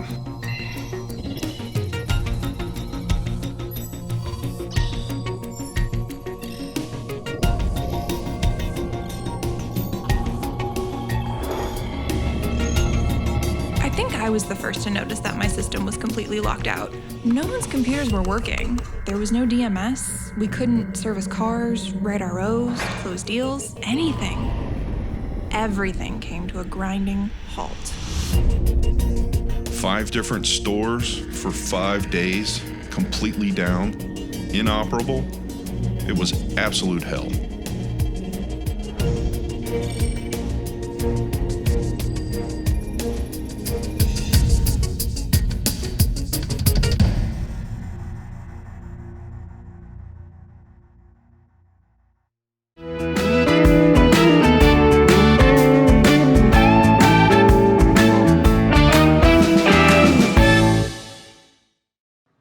Our next speaker is fueled up and ready to go. Please welcome Kevin Foley from Reynolds & Reynolds.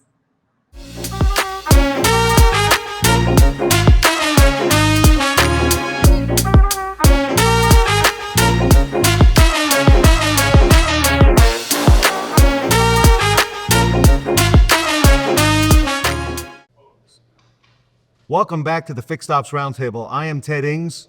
We are here at Bozard Ford Lincoln. Katrina Ness is with us. Ed Roberts, the COO, is with us. And we'd like to welcome Kevin Foley from Reynolds & Reynolds. Kevin, honored to have you here at Bozard Ford Lincoln. Thank you so much for having us. Really enjoy being here. Thank you. Katrina, you and I had a chance to spend some time at Reynolds recently and see all the wonderful things and innovative things they're working on. And there's a great relationship here between Reynolds and Bozard. There really is. We went to Reynolds to do a pop-up, and now Reynolds is coming to us here at Bozard to do another pop-up. So we love the relationship that we're able to keep with Reynolds within the Fixed Ops Roundtable.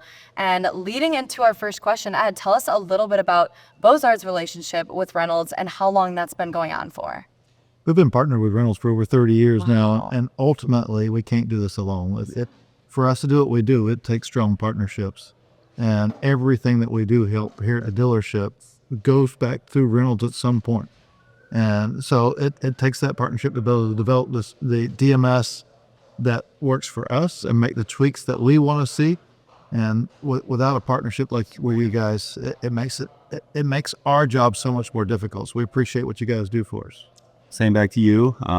Again, we've been our customers for over 30 years.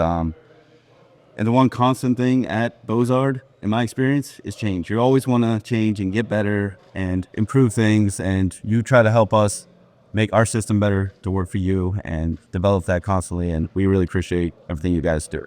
Well, that's what it's all about. It's about you guys getting better, we getting better. And as I say all the time, the road to construction is always the road to success is always under construction. And so, yes, we're going to have some challenging moments where we think, oh, we can't do that. Well, we can't do that yet. But we can do that. That is the Bozard attitude. Absolutely. You want it to work, you'll make it work. You'll figure out a way to make it work. Absolutely. Kevin, one of the things that Katrina and I were impressed with on our visit to Reynolds was the Innovation Center that's within Reynolds headquarters, world headquarters in Dayton, Ohio. And she and I got a chance to experience so many of the products that Reynolds has out there, not just on the fixed side, but on the variable side as well, and F&I side. And it's refreshing to come here to Bozard and see a lot of those products being used in the real time in the real world. Speak to us about some of the forward thinking and the innovation behind Reynolds. And you're always on the leading edge, just like Ed. The Innovation Center is amazing. When you walk in there's a conference room, and then when you enter it, it's like going into Disney World. The whole display, it's really impressive, and they put a lot of time and resources. And for a customer to go there and basically walk into a working dealership and just go through all the different areas and see how the products work in real time, it's fantastic. And I've never had a customer leave there and not be impressed. Yeah. That's amazing, and I think it really shows the way Reynolds values their customer experience and, making their customers happy like Bozard and giving them that real-time experience and showing them what it could look like in their store. Talk to us a little bit more about what else Reynolds does to excel and be above the competition in terms of their customer experience. So how we work with Ed and his team, this past spring, they came to us and told us we want to go completely paperless in the front end of the dealership. They had looked at DocuPad, one of our best products, most efficient products in the past, never moved forward, but now was the time to make that process work. So we put DocuPad in, and we worked hand in hand with them to make our solutions work for their process. And we basically eliminated everything and digitized the entire electronic deal jacket. And now we're trying to do the same thing in the back end with Fix. Once the management team at Bozard has a kernel of an idea in their head, it needs to happen tomorrow.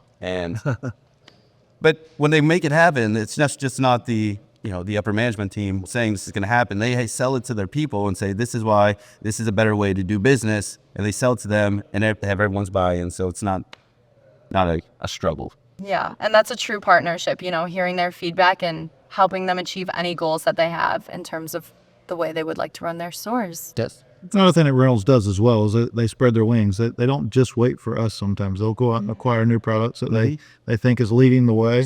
Yeah. And come introduce them to us and show us how they can continue to enhance, because we don't have all the ideas, and we need great partners to constantly push us as well. And so we challenge each other as often as That's we can. very true. Yes. Ed, in the course of 30 some years between Bozard and that marriage with Reynolds and Reynolds, it seems that Reynolds has really put their foot on the accelerator in the last 3, 4, 5 years. I'm just looking from the outside in. Talk to us about that, because there seems to be a real focus on innovation and working with dealers. Well, over the last 4 or 5 years, it's really became a true partnership where we could say, hey, we want to do this, and rather than we'd say, well, we don't have anybody doing that, we look at it and say, can we figure that out? And that's what it's all about, because that's where innovation comes from, is trying something different. We can always do the same thing, or we can step outside of our comfort zone and try something different. And that's where Reynolds has really come around in the last 4 or 5 years, is they are willing to innovate where others are saying, hey, we got that figured out. This is our product. This is what it is. And there's always a better way to do everything. And if we're looking for it, we can find those. Sometimes we back up a bit as we try to figure those things out, but then we find ways to go forward. And it's been a fun ride over the last few years to try new things, develop new things, and continue to challenge status quo. And I think over the past few years, our relationship has strengthened and developed, and I look forward to continue that growth. Absolutely. Kevin, this past summer, the industry went through a period of time where there was some cybersecurity issues, at other dealerships, but Reynolds stepped up and helped those dealerships who had been experiencing that. Reynolds has also made a very big investment, if you will, in cyber protection. Oh, absolutely. Yeah. We had a chance to see that at Proton IT, at the SOC, they call it, a Security Operations Center. It's very impressive. They wouldn't let us in. No, they won't let anyone in. But speak to us about that and the helping hand that Reynolds has provided to dealers as well this past year. So the security center that we have, we own Proton. Not only do we own Proton, but we use Proton's own services to help protect us. And that we built a multi-million-dollar facility to constantly monitor our dealerships and to help eliminate any type of threat to our dealerships. Cyber security and data security in Reynolds has been not just since the summer when that other issue happened, but we've been focused on that for as long as we've been around. And it's really impressive how we protect our customers' data. They have multiple servers up in Dayton that have backups of backups, and then we have that backed up into a separate facility down in Houston. And everything is siloed and to make sure nothing can get in, and we do a fantastic job with that. Yeah, and that's really protecting not only you guys, but the dealership and then also the consumers. So very customer facing in all aspects of protecting that data and keeping it locked down. Ed, talk to us a little bit about how Reynolds makes the customer experience better and gives a better overall dealership operation for your consumers and what their products do. As I talk a lot about, process needs to be in place. And with the right process, technology enhances that process. Technology will never replace a process. So if the process is broken, technology is just going to highlight that it's broken that much more. But when you have a good process and you have good technology to go layer on top of that, that's where the efficiency comes into play, and that's where it really shines. And we talked a lot in the last few panels about not having silos. When it comes to security, you don't want anybody to know what the things are that you're doing to protect that. So that's where silos is okay. That may be farmland, but outside of that, we want to minimize those as much as possible. But yes, Reynolds really helps us with enhancing the processes that we have here. Wonderful. Ed, you've told us that in 2025, it's all systems go here at Bozard Ford Lincoln. Is Reynolds a part of that?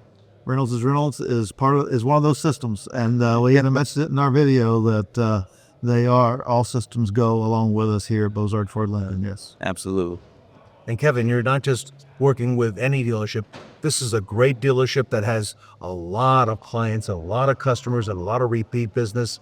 And just amazing to see how well the Reynolds and Bozard work together. It's amazing to see Bozard's growth. I mean, from their old facility down in St. Augustine to what they've grown here with Ford and then adding Lincoln.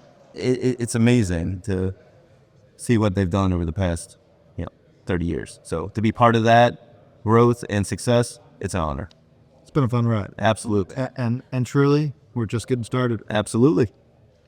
I'm Ted Ings. I'm here with Katrina Ness. We're here at Bozard Ford Lincoln and the best team on the planet, B-Top. Kevin from Reynolds & Reynolds, thank you so much for being with us today. Thank you for having me. Appreciate it. Ed, thank you again for all you're doing for the industry. Thank you, Ted. Everybody, we're here at Bozard Ford Lincoln, and we are going to be right back.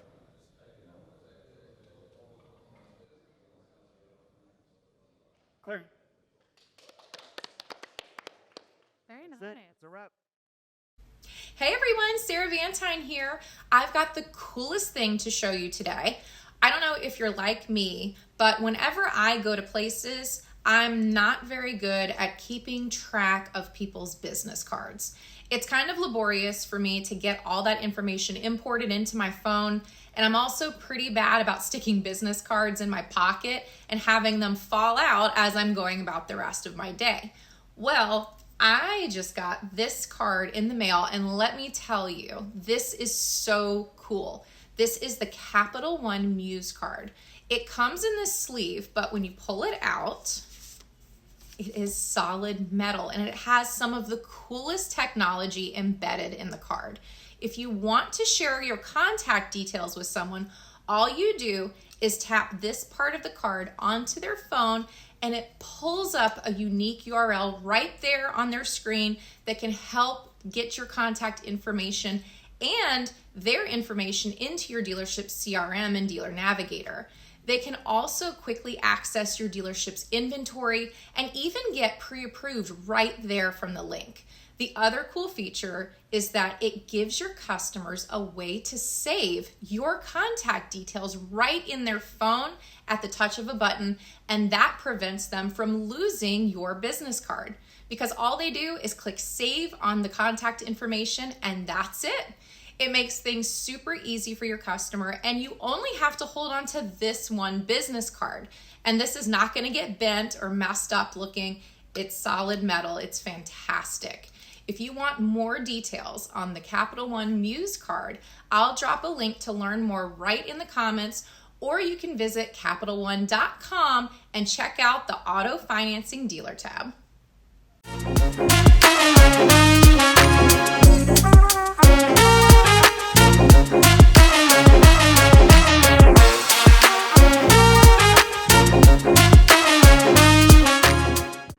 Need a ride? Here to keep the show on the road is Jared Levi from Lyft.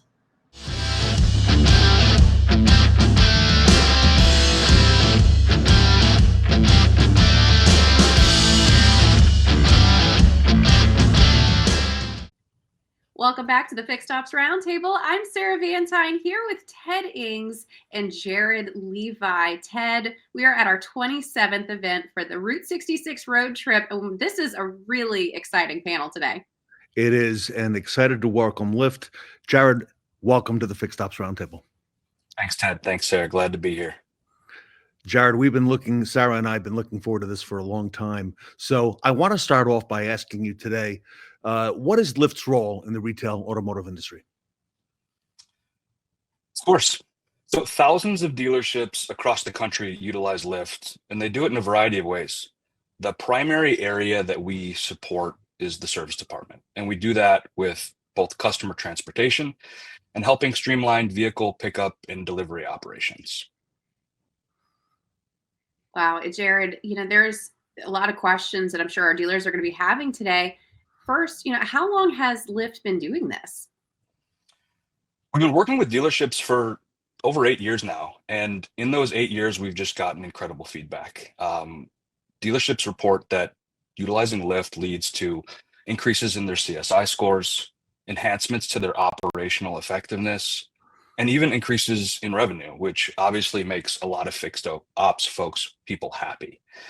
We're also seeing OEMs start to recognize the value as well.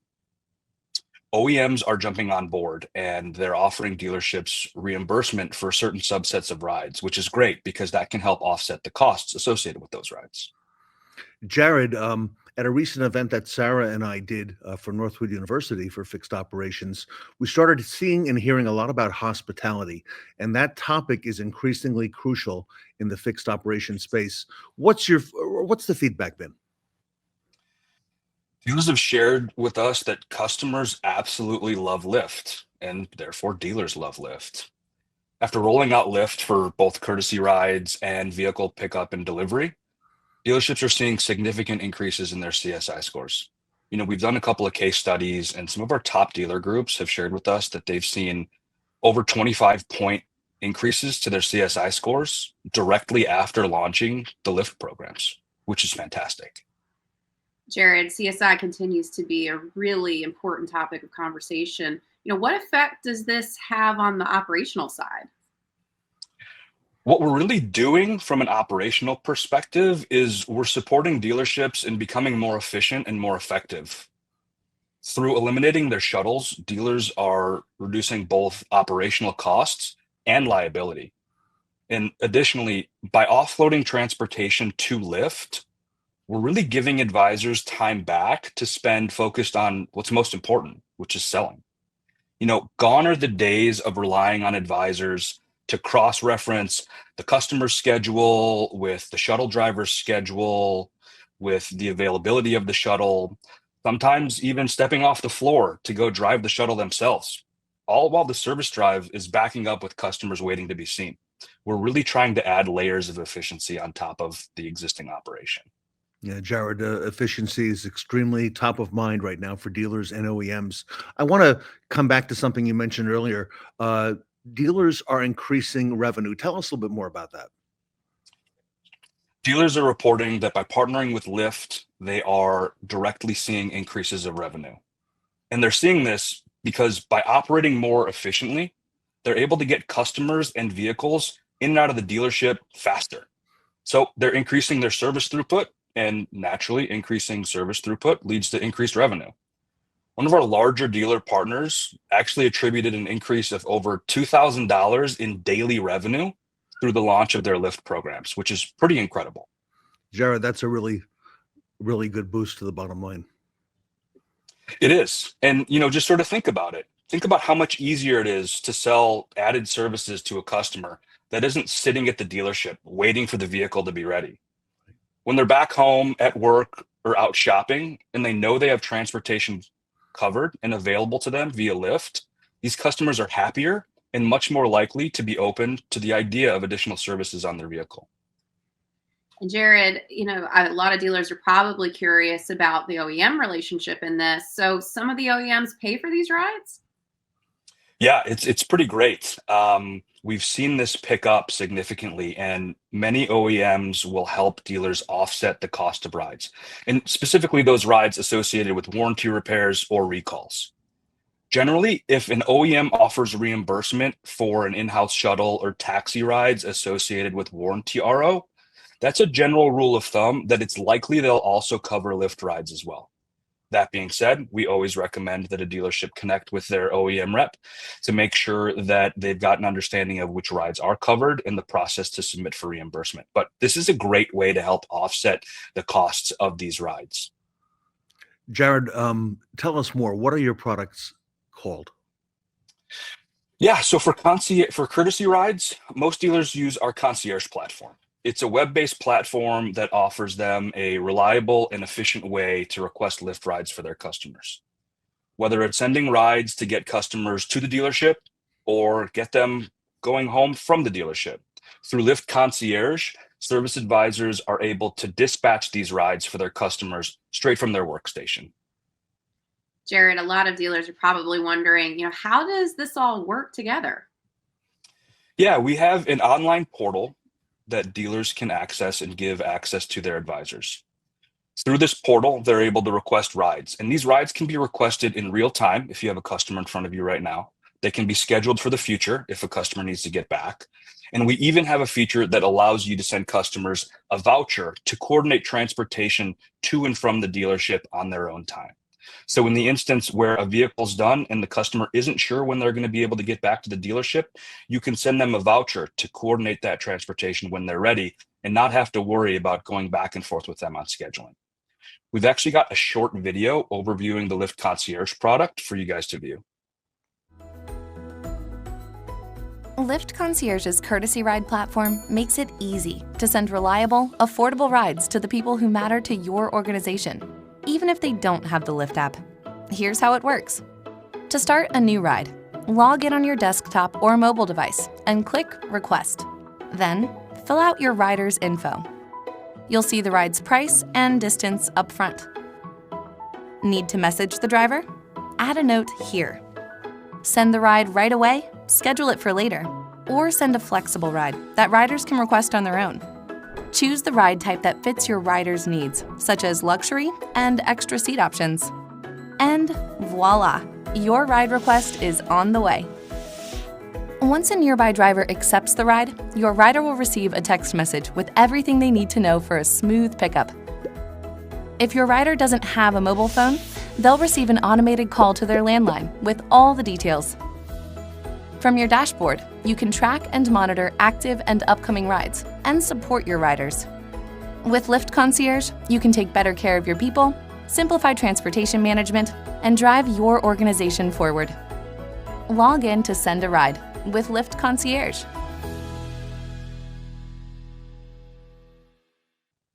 As you can see, it's a pretty seamless experience for both the customers and advisors. And again, by offloading this transportation to Lyft, we're giving advisors time back to focus on what's most important, servicing the customers.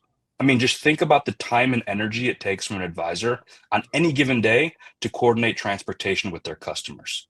That's valuable time away from servicing other customers, and we're giving that back. Makes a lot of sense. Jared, take us through the customer experience, if you don't mind. Of course. So we've got a customer, Mrs. Jones, and her vehicle's done with service, and she needs to be picked up at 4 p.m. You know, in the traditional shuttle operation, an advisor needs to figure out where's the shuttle going to be at 4 p.m., what's traffic going to look like, what if she isn't ready when the vehicle shows up at 4 p.m. The shuttle's now going to have to make the decision on waiting and delaying the next pickup or leaving Mrs. Jones to figure out how she's going to get back to the dealership on her own. What we're doing is consolidating all of this experience into a single quick action, having an advisor dispatch Mrs. Jones a ride, either for now or for later. And if we were to look at Mrs. Jones' experience, her vehicle's done, she gets the call, now she has to figure out when she's going to be available for the shuttle to pick her up. Schedules change. She has to call back with hopes of aligning her schedule with the driver availability. Through the entire experience, Mrs. Jones is relying on picking up the phone and calling the dealership or the driver to see where the car is. With Lyft, Mrs. Jones can keep constant track of where her driver is from the time the ride is dispatched to the time that she's dropped off, all on her cell phone.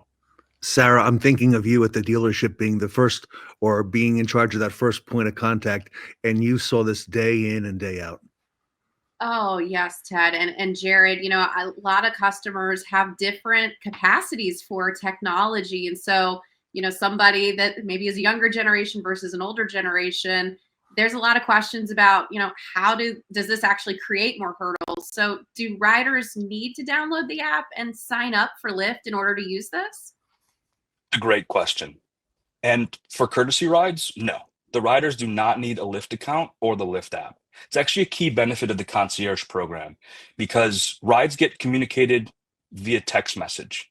No need to download the app, no need to create an account. When the ride is requested or scheduled, customers will receive all the information about their ride via text message. This includes driver and vehicle information, as well as a link that they can open up on their mobile web browser that will allow them to follow the vehicle on a map from the point of dispatch to the point of drop off.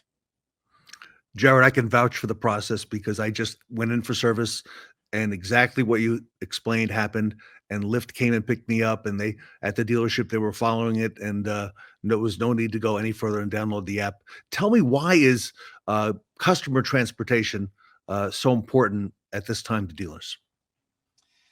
In an increasingly competitive marketplace, as we've all seen, hospitality and customer experience is more important than ever. And simultaneously, with costs being at an all-time high, finding that perfect balance between managing costs and providing the best customer experience possible is imperative to customer loyalty. Yeah, and we're seeing more and more, Jared, that the OEMs and dealers don't want the customer having to sit around and wait. It's much better for the customer to be able to go home or back to work, and this is a great convenience for them. Absolutely. I mean, for the longest time, dealers have relied on the old school method of operating shuttles as their primary method of transportation. And what folks don't realize is the cost of operating and maintaining a shuttle operation are quite large, and they come with risks. Staffing and scheduling are difficult enough as it is. Someone calls off, now you have to find another way to staff the vehicle, or you have to start pulling advisors or even managers off the floor to drive the vehicle. You've got fuel costs, routine maintenance costs, insurance, liability, God forbid an accident happens. It all adds up quickly, and it's not getting cheaper anytime soon. Overall, it's an inefficient and expensive operation that can oftentimes lead to a very poor customer experience. And with Lyft, dealers are able to enhance this experience both on the customer side and on the advisor side. Jared, you made an interesting point talking about vehicle pickup and delivery, and we're seeing a lot of dealers really stepping into that.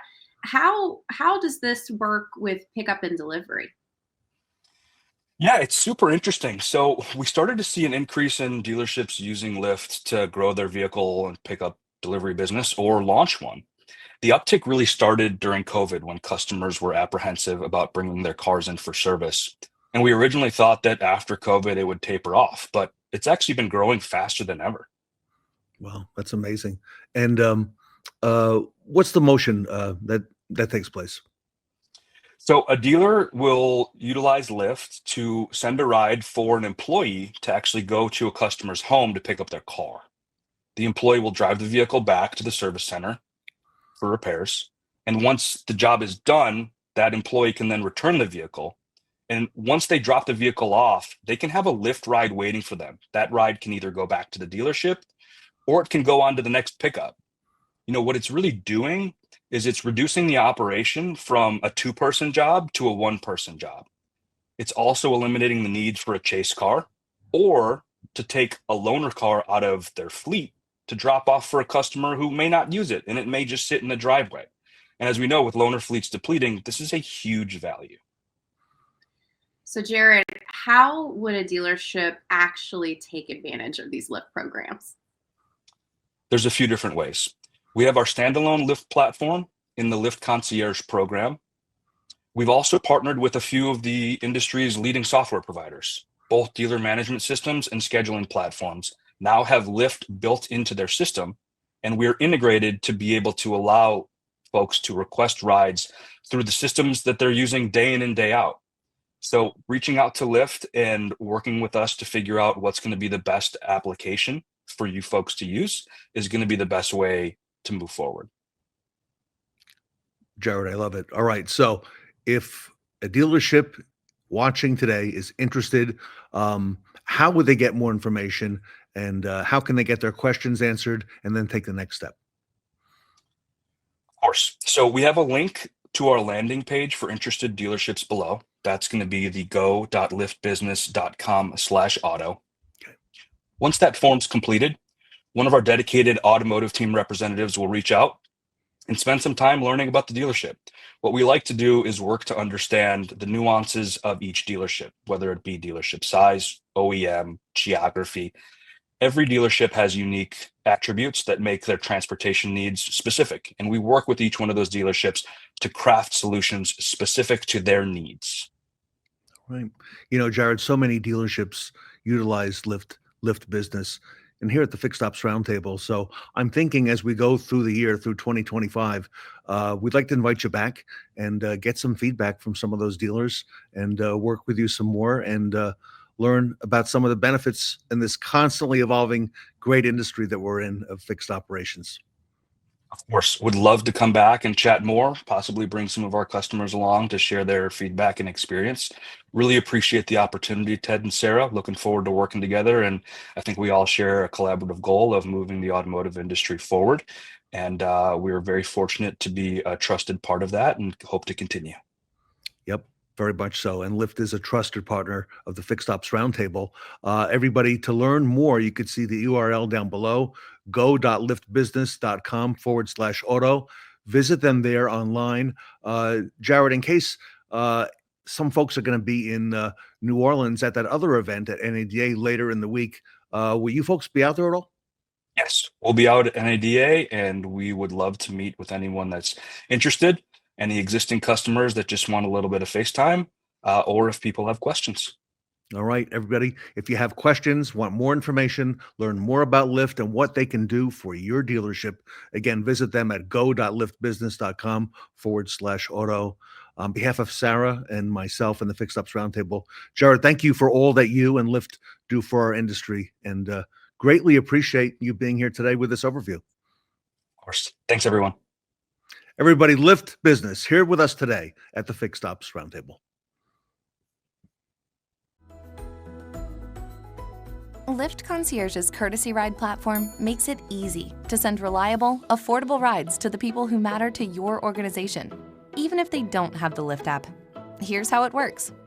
To start a new ride, log in on your desktop or mobile device and click Request. Then, fill out your rider's info. You'll see the ride's price and distance up front. Need to message the driver? Add a note here. Send the ride right away, schedule it for later, or send a flexible ride that riders can request on their own. Choose the ride type that fits your rider's needs, such as luxury and extra seat options. And voila, your ride request is on the way. Once a nearby driver accepts the ride, your rider will receive a text message with everything they need to know for a smooth pickup. If your rider doesn't have a mobile phone, they'll receive an automated call to their landline with all the details. From your dashboard, you can track and monitor active and upcoming rides and support your riders. With Lyft Concierge, you can take better care of your people, simplify transportation management, and drive your organization forward. Log in to send a ride with Lyft Concierge.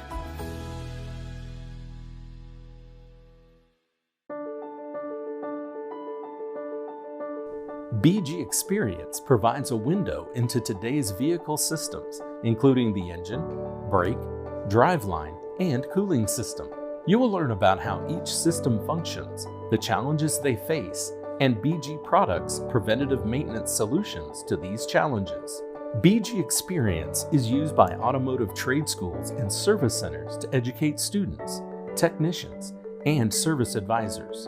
The ability to see how individual components of complex vehicle systems interact in motion provides a more visceral understanding than older training methods. We partner with over 50,000 shops and service centers around the globe. BG Experience is an essential tool to engage and educate automotive professionals worldwide.